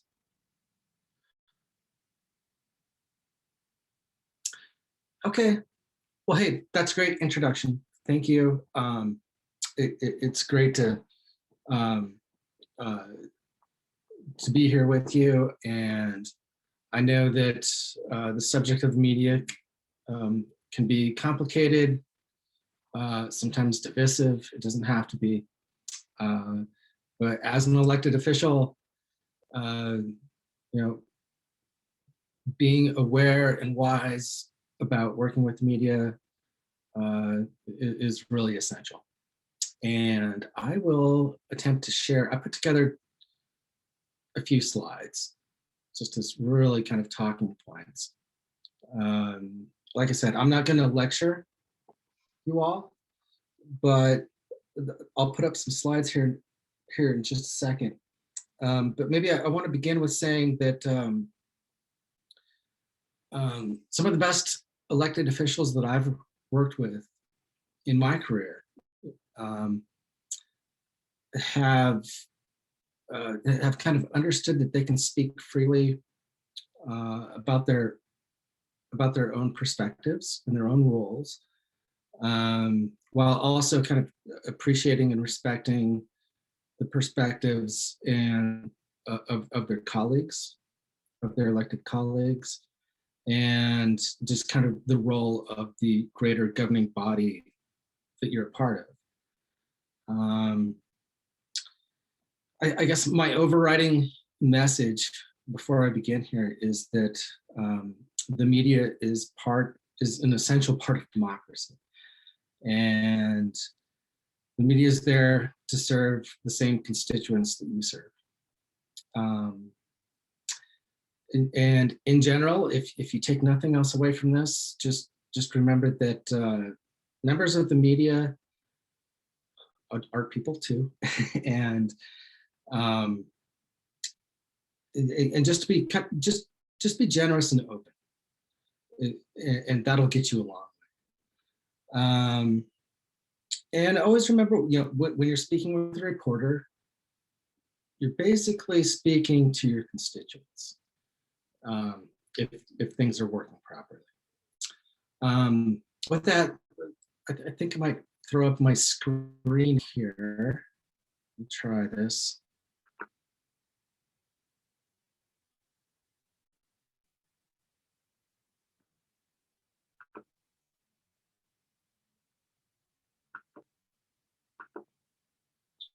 Okay.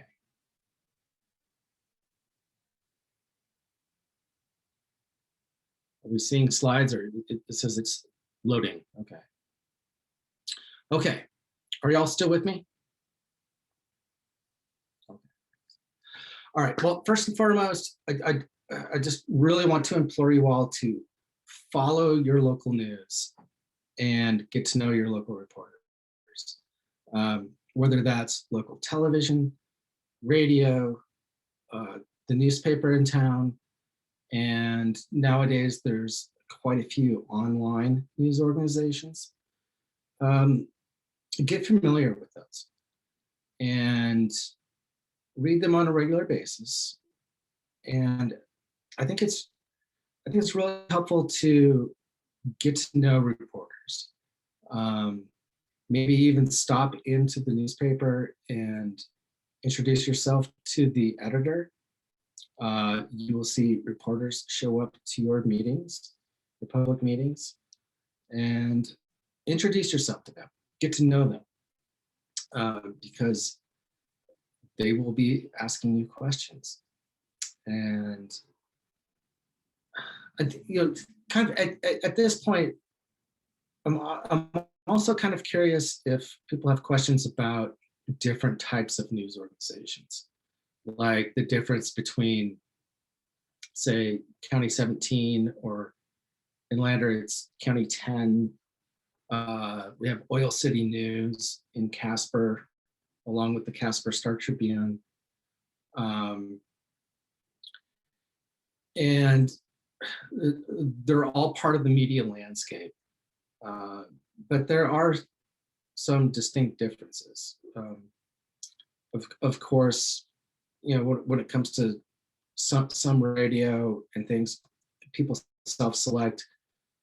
There are news organizations that cater to a particular set of politics, belief systems, but it is all kind of the media landscape these days, and I'm happy to talk about those and answer any questions about that. But no matter what your news source is in your hometown, follow them and get to know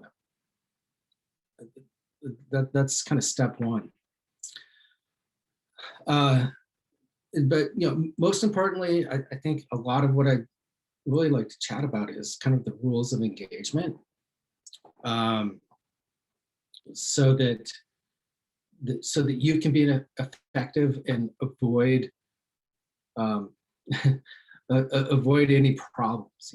First and foremost, understand, follow Wyoming's open meetings laws, and there are many resources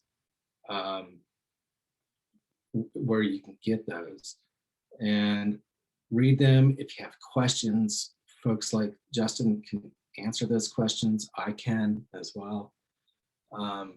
Understand and follow Wyoming's open records laws.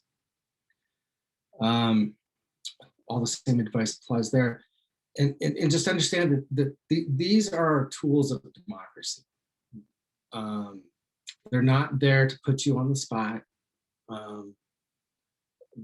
It's part of conducting our public business in public so that we all feel safe and secure that, that the business of government is transparent. And when it's transparent, that gives you credibility. And that's, as soon as you lose credibility, you begin to lose effectiveness. I threw up a couple of specific things here that maybe we could chat about, and I would love to answer any questions, but I would suggest to really avoid saying no comment when a reporter asks a question. And the reason is it just, it insinuates that there's something to hide. When really what you might want to say is, I don't know. I don't have that information. I'm not the right person to answer that question. And then your response can be, but I know who does have that information. I know where you could go to find it, or I can follow up with you. So avoid that. And it's perfectly okay. And a lot of times it's useful to go ahead and ask to speak with the reporter on background or off the record. And a reporter might ask that of you as well, especially if they don't have just kind of the depth of knowledge on an issue that they're writing about. And I do this quite often. I'll say, like, listen, this is just on background from my information. I don't know, where a policy first came from 20 years ago, something like that. But you also have to be very judicious about this and kind of stay on point if you're on background, and don't stray too far. Being on background or off the record is not licensed to just talk shop or talk about other people in matters that you don't want to see in print. So that has to be used with care, but it can be very useful. Are there any questions about that? Have any of you talked off the record with a reporter? I think too, Dustin, a little bit with to that point, and kind of the point of getting to know your local news coverage people, or your local kind of city council beat folks, whoever it is that might be covering your town or city council. One thing that's pretty important, or that's important to realize, just like the TV news, here in Wyoming, a lot of times you're going to be dealing with fairly green reporters at a lot of the smaller newspapers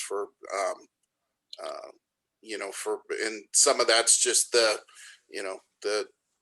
some of that's just the pay scale and kind of the hierarchy of news organizations. But if you've got younger reporters, sometimes you've got to be careful with that and be extra judicious, like Dustin's saying, with with any kind of anything that you'd like to keep off the record, because those reporters are learning their jobs too, and they may not have kind of developed that. Yeah. Thanks for mentioning that. In fact, as you well know,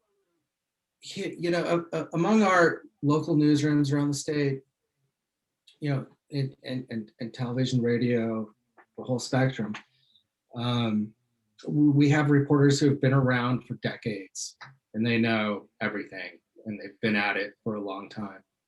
Wyoming media is also a revolving door too, as you know, especially among some of the bigger television stations, big in Wyoming.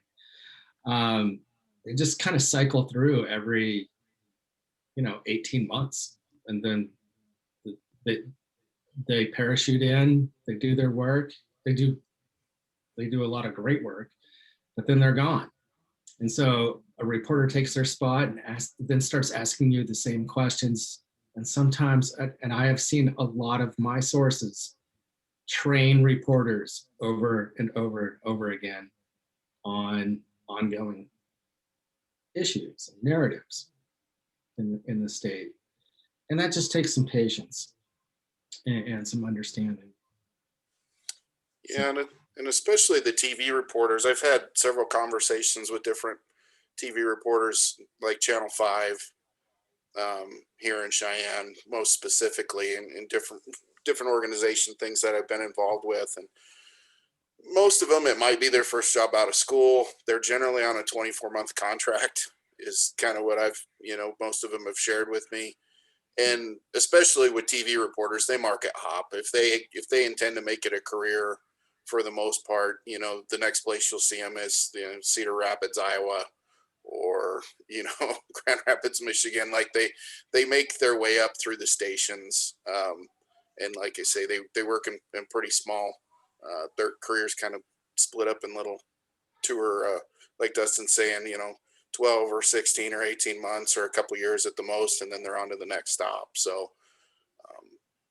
I think with newspaper reporters, it's a little more stable, or it can be at least.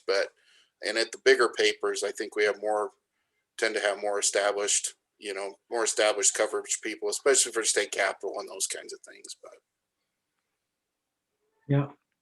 yeah. So we get a fair amount of rotation, and so just remember to please be patient. A lot of these reporters are maybe new to town or new to a story, and they really just want to report in advance a story. So sometimes it's necessary to say, like, okay, well, hey, before we start answering questions and getting into the detail, how much do you know about this? And that's okay. Just be careful not to stray off topic, even when you're speaking on background. And I don't know if you know this or not, but I mean, you're never truly off the record when you're talking to a reporter. That's a good rule to stick with. But reporters who are ethical, and 99% of them are, when you say, can we speak off the record? They will respond, yes, you can. We're off the record, and then you're off the record. But if you're telling a reporter something on the record, and then you just hesitate and say, and by the way, this is off the record, that guy's an idiot. Like that's not going to work. Like, do not do that. That's not how off the record or on background works. And a lot of that is really kind of trust based too. When I talk off the record with elected officials, is truly just kind of bring me up to speed on an issue. And then maybe after an interview, if we have something in common and personal, like, oh, did you hear about Joe? Oh yeah, that's okay. That's off to the side. So be careful about that. It's useful, but again, stay on topic, basically. I'm going to move on. There's no questions, and just chime in if you have any questions or comments whatsoever. If I could ask something. Yeah. From your perspective, I work with media quite a bit, so I've had my experiences, and most of them pretty positive. I haven't had really any problems. But from your perspective, what kind of mistakes do you see people making, elected officials? That you say, if I was in issues, I wouldn't have done that or said that, or are there some common things? Yeah, well, I guess what I see most often is not being responsive in a timely fashion. That's a big one. Another big one that really I think gets in the way of a good professional relationship between a reporter and an elected official or elected body is when a reporter asks a question and an elected official says, well, here's a link to the 300-page document. Once you've read it and understood it, then you can come ask me a question. Or that happens a lot.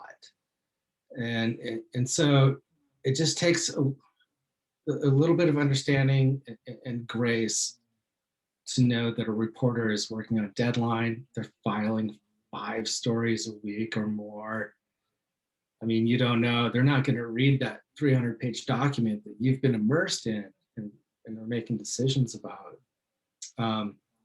Help them out. You can say, maybe in an email before an interview, say, oh, before we talk, read these 3 pages.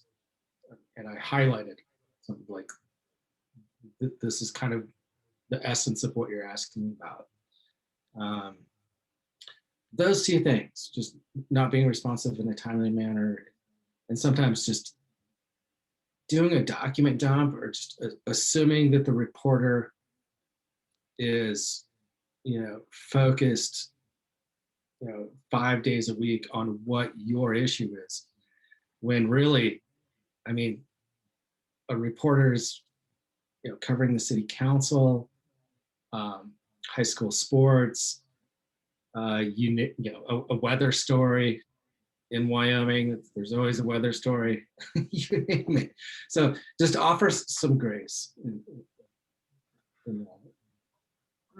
Thank you. And conversely, it's always really helpful if a reporter emails me or calls me ahead of time and says, hey, I want to interview you about this.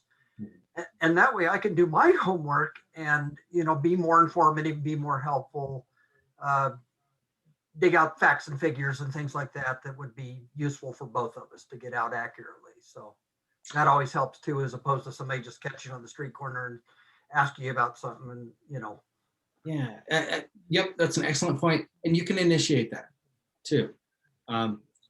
If a reporter emails or leaves you a voice message and says, hey, this was discussed this morning, answer this question.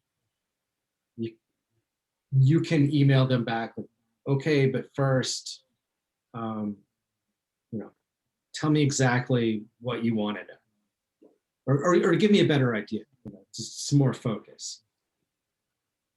So yep, you can initiate that, and you should if a reporter doesn't. Or sometimes, I do this a lot.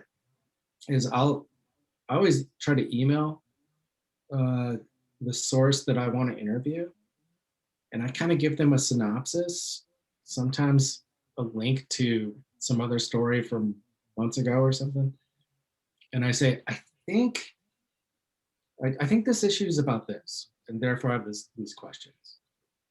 And a lot of times that gives that source a heads up, and they can say like, oh, and sometimes they can help me focus it better.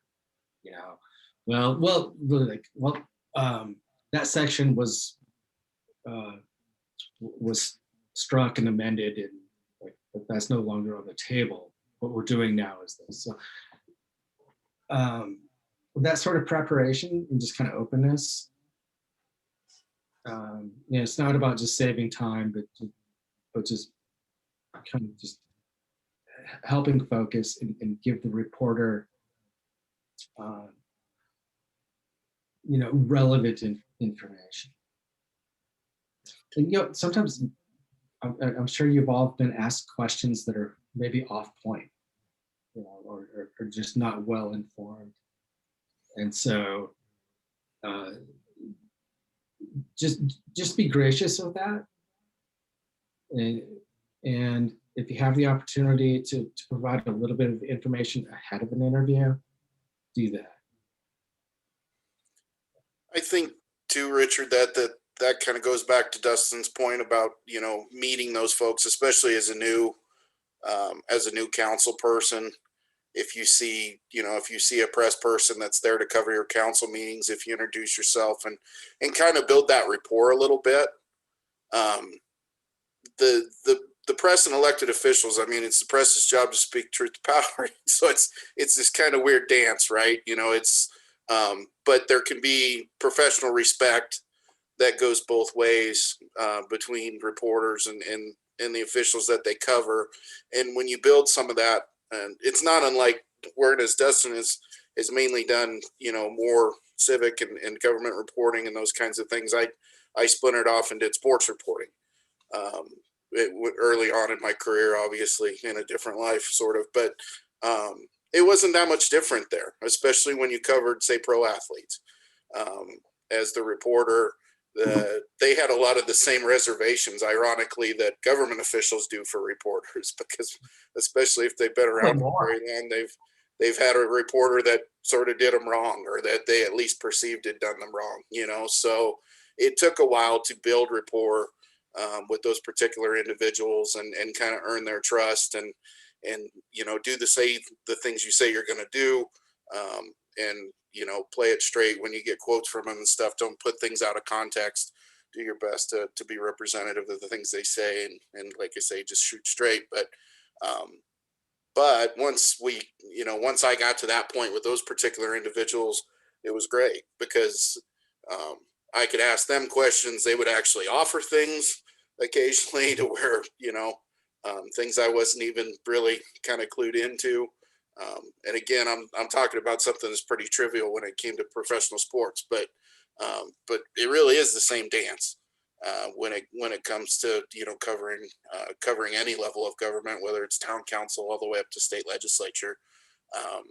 Getting to know those folks and having, like I say, at least a respectful mutual agreement to that they're going to cover you straight, that they're going to tell the story as told to them, basically, or not take you out of context, not misquote you, those kinds of things. But at the same time, you respect their the work that they're doing, and being as accommodating as you can be to their job. So yeah, and I would agree with that. I think the relationship, as with everything, is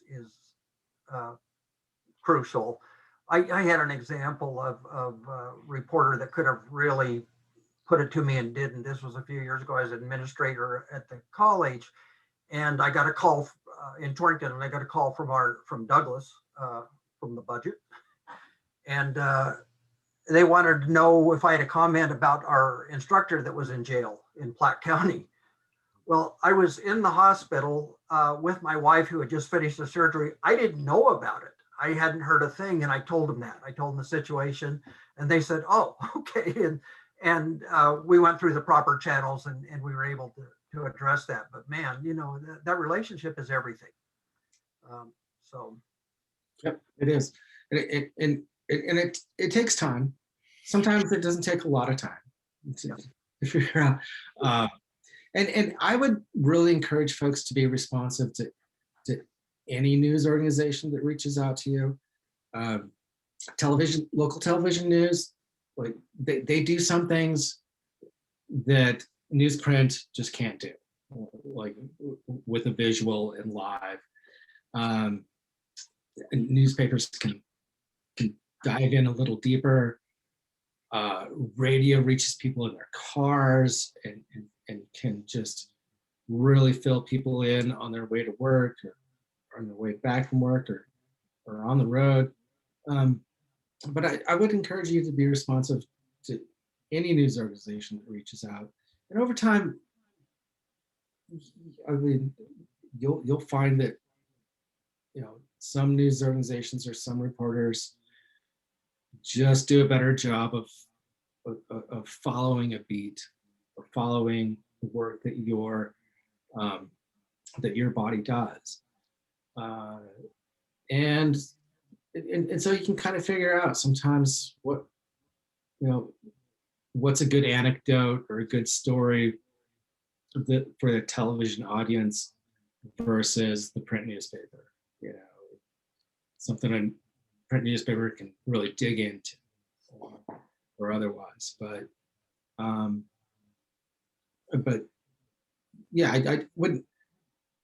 It's not so much playing favorites, but just kind of understanding what individual news organizations are kind of good at. And it's different in every town. With that situation, Richard, had you ever heard from the Douglas paper before on anything else, or was it kind of out of the blue? No, we had dealt with them from time to time because EWC has a branch campus there, and so various times. I don't know how this person got my cell phone number. Typically, what we do, we'd go through the college relation office and those kind of things, and it all ended well. I explained the situation. The reporter was fine with that, apologetic. I mean, it all turned out fine. Sure. But man, that's, they catch you flat-footed like that. I didn't know I had a faculty member in jail.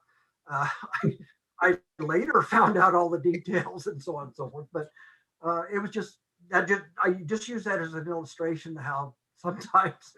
Yeah. Well, yeah, and what do you think? Don't be afraid to. Sorry about that. What do you think about that, Dustin? Because a lot of times I think our towns, that happens to us a lot. Like unless there's kind of an oddity or something sort of big controversial that draws attention to this little town that 51 weeks out of the year hasn't gotten any attention, then all of a sudden they have sort of these bigger news organizations. Well, and so a good example, right? When I was at the university, I think it was the year after you left, was when Matthew Shepard, when the Matthew Shepard situation happened at UW. And that was a situation that city was not prepared for from a media standpoint. I don't think any city would have been, but yeah. Yeah, but I mean, you take a city at the time that was 10,000 people. I mean, even our little student publication office, all of a sudden we had reporters from the New York Times and Harper's Bazaar and Rolling Stone, and we had people that for a lot of us, these were our heroes, but they were there, they were there minding a story and just bombarding the community, with how they were covering it, and TV trucks, and I mean, just the whole 9 yards. It was a pretty amazing thing to be in the middle of, and not always a pleasantly amazing thing to be in the middle of. But yeah, something like that happens. Call Justin. Call in some help. I would be happy to advise too. I've got a whole nother presentation about East Coast, West Coast news organizations parachuting into Wyoming. That's a whole nother thing. Mm-hmm. But I could definitely talk about that. But even in smaller situations, I think, like Dustin said, still be respectful, still answer questions. But I think when it's reporters you don't know from different news organizations, and especially if it's, just know that, just understand that, whereas you may have a really good, positive, professional relationship with your local coverage person or people, just keep it professional, keep it straightforward, but just know that maybe your rules of the road with that person might not apply with somebody that you've never worked with, as far as just being very casual or very loose with what you say. Yeah, I listen to your gut too. I worked at a newspaper, it was the Johnson County Sun, on the outskirts of Kansas City. And I was working for that county, and it just had Johnson County focus, right? It was part of Kansas City, it's Johnson County focus. I was there for all of 2 months when it got bought out by some big chain. And I got calls from the Kansas City Star that said, "Hey buddy, what's going on, man? Oh, that's terrible." I said, what's going on, buddy? And I knew that I was like on the record, and they were fishing me because I was the newbie. You know? But that kind of language is just like, yeah, Yeah. I need to know a little bit more. This needs to be more formal. Yeah. Yeah. And for Well, the, hopefully you don't have those national, like bad news national things erupt, but that can happen. It has happened. It probably will happen again. yeah. You know, that can happen. Well, and here lately, so we've had a lot of national news stories about like the energy industry, or the different facets of the energy industry, you know, where it's been national news organizations that have been talking about, communities, communities moving from mineral extraction to renewable energy or those kinds of things. And you will get national level reporters that reach out to you in those instances. Um, Pretty, fairly regularly. That seems to have been the more hot button thing here recently. Maybe some politics type stuff, obviously, with the, some of the pushback, like from the state Republican Party on Representative Cheney. I've seen quotes from local level folks, that national news organizations have solicited. So maybe not so much municipal elected officials, but certainly state legislators and whatnot that have been involved with it. So it does happen. It doesn't have to be something so incredibly catastrophic as what the Matthew Shepard situation was, where that was the news cycle when that first happened. It was, all of a sudden Laramie was ground zero for the nightly news for, I don't know, a couple weeks. I mean, it really, and it was a weird time. I think that was on the tail end of the Clinton impeachment, if I remember right, timing wise. And it was this weird time where it, wrong place, wrong time. But from a news standpoint, it was like a magnet, and it was crazy to see in person. Yeah. Yeah, and it's still part of Wyoming's identity. Yeah. For a long time. I have a question. Sometimes things come up and you want to talk as with one voice. And I know I can imagine that reporters wouldn't be real excited about hearing you say to them, you need to speak to the mayor. He's the spokesperson for the community. I guess, how would reporters respond to that? Yeah, I mean, we had a governor way back in the day who insisted that the entire state government speaks with one voice. No matter if you work for Wyoming Game and Fish or Department of Transportation or what have you. That was problematic. And I think anybody knows that a city council made up of multiple people and a governor and a mayor, they all have differing perspectives. They might be in agreement on one particular thing, but speaking with one voice can be problematic, especially on just kind of day-to-day business. Say like if there's a tragedy, of course the council can say like, this is a terrible tragedy, or something celebratory. City council, we all speak with one voice. We celebrate and welcome this. But it's really important, and people know that a governing body is a body for its different perspectives. It's not a body because they all think the same. And so I really encourage you to feel empowered to kind of speak your own perspective on an issue, whether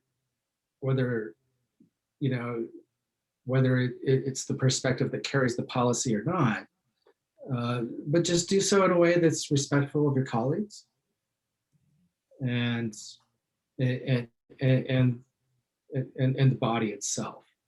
And I hear legislators kind of practice this every day throughout the session.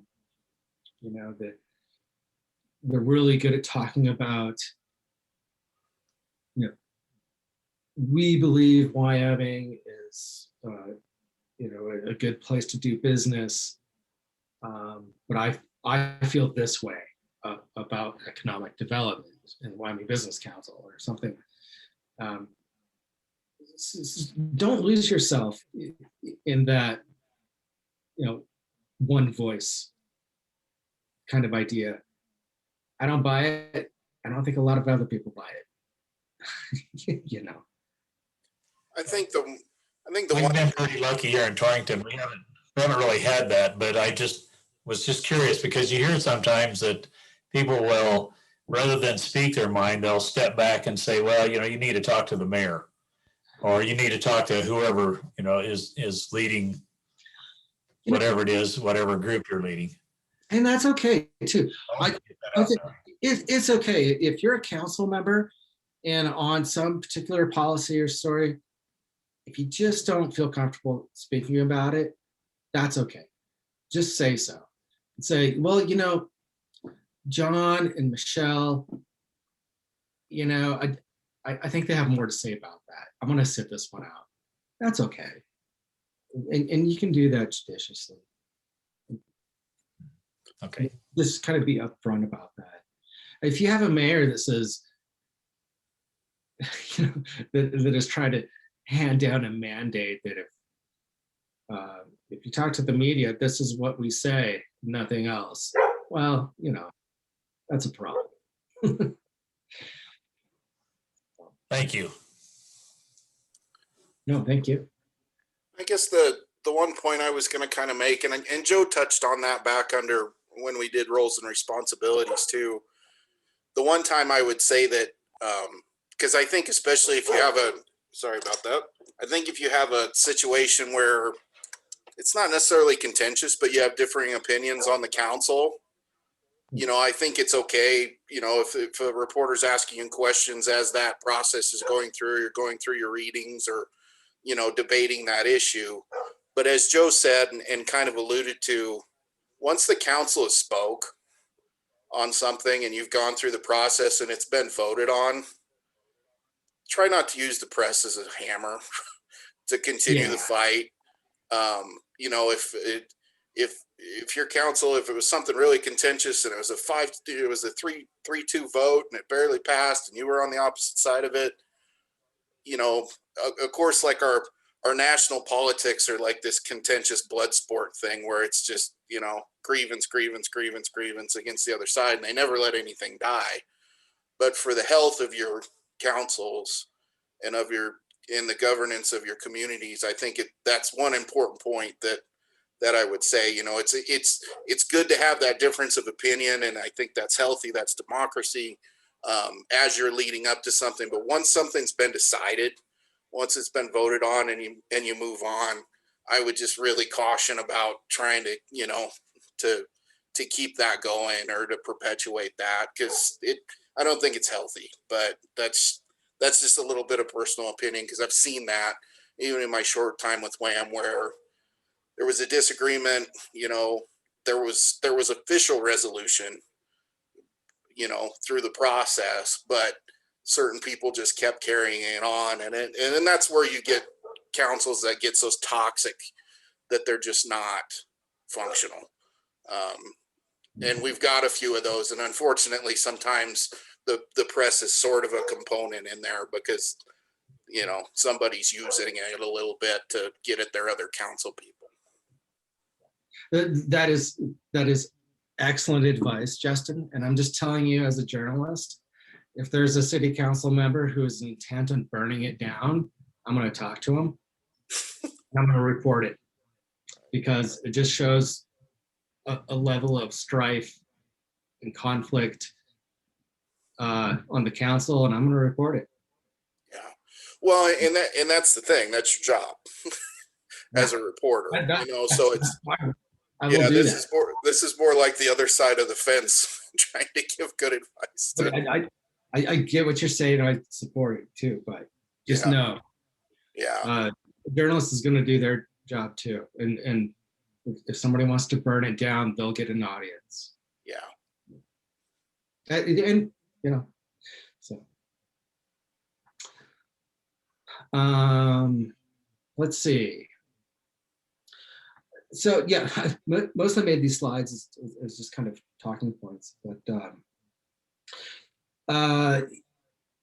again, oh, you should, I think you can anticipate questions and inquiries, and you should, and if you have the ability, maybe with an ongoing issue, budget or something like that, I think it's a good idea to kind of keep a running tab or some updated figures on things that change quickly, budgets, things like that. Just kind of be prepared and anticipate stories that are coming up.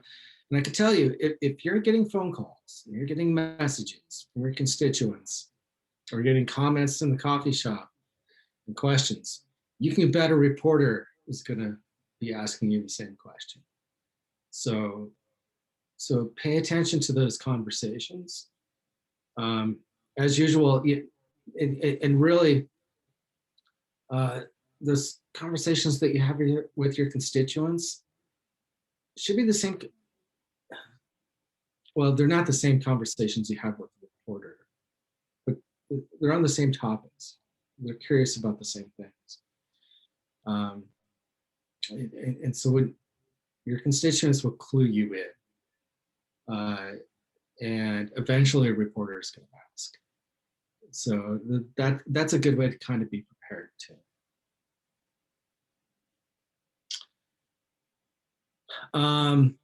Yeah, I'd just love to have some more conversation, but one thing I definitely want to implore you with is, you know, reporters are people too. Unlike you, they're not elected.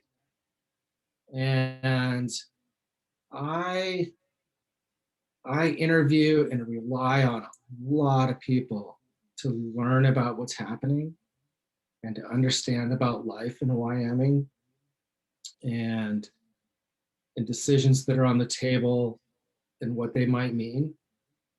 And I can tell you, I regard elected officials differently than I regard private citizens. Elected officials, you don't get to be off the record as much. You can say no comment. That's not really effective. But when I talk to a private citizen, they don't have to tell me their story. They have no obligation to a reporter to tell me their story or anything else, but they do. Just to help their community understand something that's going on.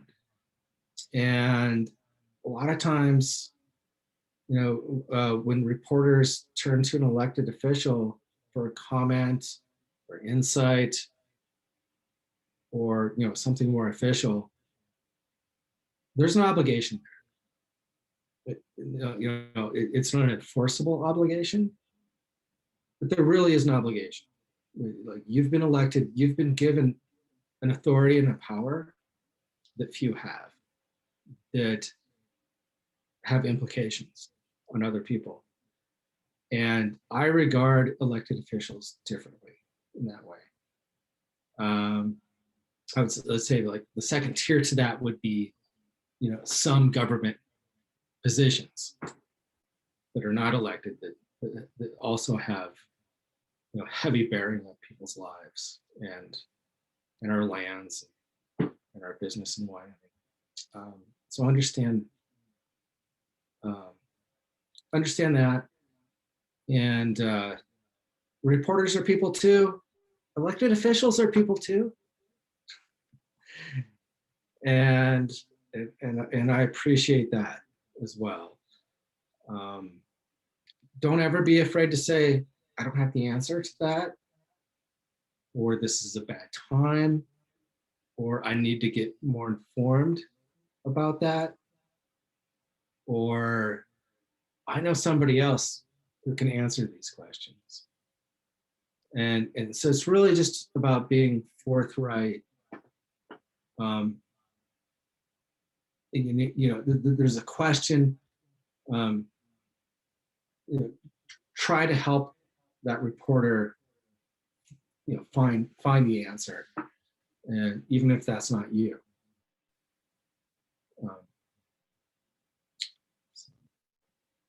But yeah, with that, I'm happy to answer any questions. If you have any current stories or recent stories with reporters, yeah, I'm really curious. What would be your suggestion, Dustin, with, I guess we always extend the olive branch, as WAM, if a community sort of finds themselves, slip sliding down a bad slope when it comes to if they need somebody to help with damage control, we're always willing to try and give some advice. Sometimes the damage is bad enough that no amount of advice is really out there. But I think the advice of making sure that you're as forthright and avoiding no comment answers and those kind of things. But what would you? This is kind of a hard question, but what would you say when you have, if you have something that's not gone well in the community, something that really has your community sideways, with the council? I mean, how do you? Because then those questions are going to get just that much more uncomfortable. Yeah. That you get approached with. So I mean, well, and if it's an issue with a news outlet or news outlets in particular too, I would hope that you could reach out to an editor. A good editor is there for their community. They have skin in the game. They understand their role, but they also understand what's at stake in their community. And now, I won't say that all editors are, that's not every editor, but it's most who've been around, and they hate to see things fall apart. And they hate to see a city council, town council fall into disarray. And so, I mean, personally, I would say, hey, let's go have a talk off the record, background. This is a mess. Here's what's going on. How can we pull ourselves out of it and still be, and not ask for any favors, but like, how can we pull ourselves out of this in a transparent manner? I know some of those editors who can apply both, the right and need to know, but also give some advice, right? and some practical know-how. And you have people like Justin, and there's also people at your local community colleges who are journalism experts, maybe, if they still have journalism programs. But those resources are out there. Justin's one of the first people who could help answer that. I can answer that or make recommendations. Yeah. And I'm always happy to help with that. And we've had communities. I haven't been with WAM that long, 2.5 years, but we've had communities where,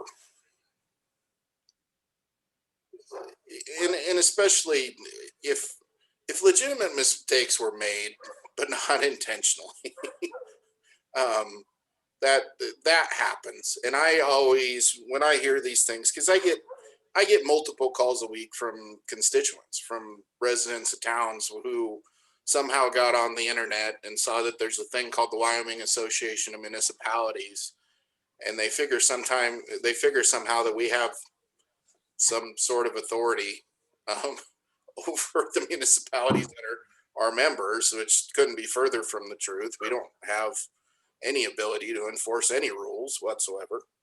But they call me with, with the, and I hear things, and I'm getting it from one side. It's one perspective, and like most things, there's usually two sides to any story, and the truth's probably somewhere in the middle.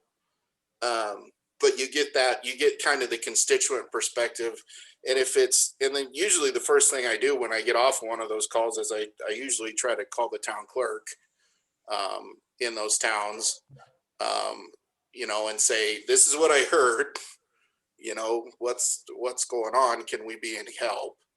And if you have a situation where I always give everybody the benefit of the doubt, especially as municipal elected officials, the vast majority of you, you're not professional politicians, you're not professional parliamentarians. So mistakes get made. It happens. An executive session is entered into that shouldn't have been. Things, those kind of things where you hope the town attorney catches it. You hope that somebody along the way, keeps you out of that soup. But sometimes it happens, and when those things happen, I think the most important thing, and the advice I've always given is don't be dodgy about it. Don't. The worst thing you can do with your voters and with your constituents, your townspeople, is make it worse by trying to sweep it under the rug or cover it up or those kinds of things. Especially if it's a situation where you can just be forthright about it and try to, not necessarily an apology, but just an admission of this is what happened, and try to move forward from it. But usually,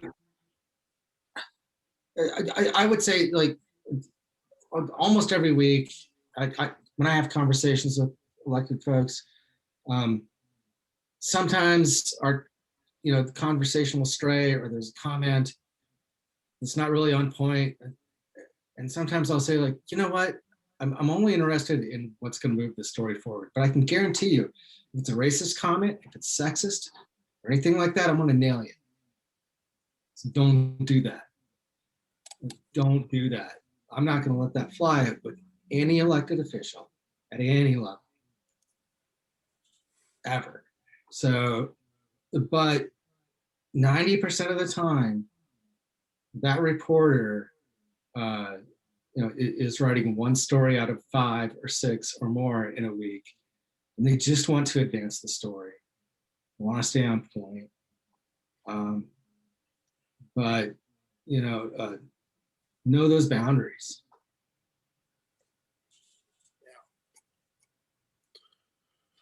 All right. We are to 5:30. I wanted to, if anybody else has got any other questions for Dustin, I don't want to cut anybody off, but sort of try and work towards wrapping up here so everybody can get on with their Friday evening. Hey, thank you so much. Thanks for the service you provide your communities. I admire you. And yeah, thank you so much. Don't hesitate to reach out with any questions. I'm happy to answer any questions, advice, anything whatsoever. And I'll give my contact info to Justin to pass along. And just really grateful just to have this audience, because we rely on you. Thank you, Dustin. And thanks to everybody else. Again, with this being the last session, just really want to thank everybody that's participated, that's taken the time. 2.5-hour sessions of learning about municipal, the blood and guts of doing municipal government is a little bit of a climb, but you guys have, I'm glad that you guys have come along on this, and have, I hope that you've picked up some good information along the way, and that you'll be able to reference back to it as you go and as you confront things. Like Joe said, you could be a council member for 25 years and maybe not run into all the different ins and outs that he went over the last 6 weeks on especially some of the statute things. But hopefully we gave you a leg up. Hopefully we gave you some good information so you can start off on the right foot as municipal elected officials. So with that, I see Joe's still on. Thank you, Joe, for your time and effort through the last 6 weeks. And thanks again to Dustin for joining us today. So do keep in touch. I plan to still send some emails to this group through the spring. We are planning a summer conference.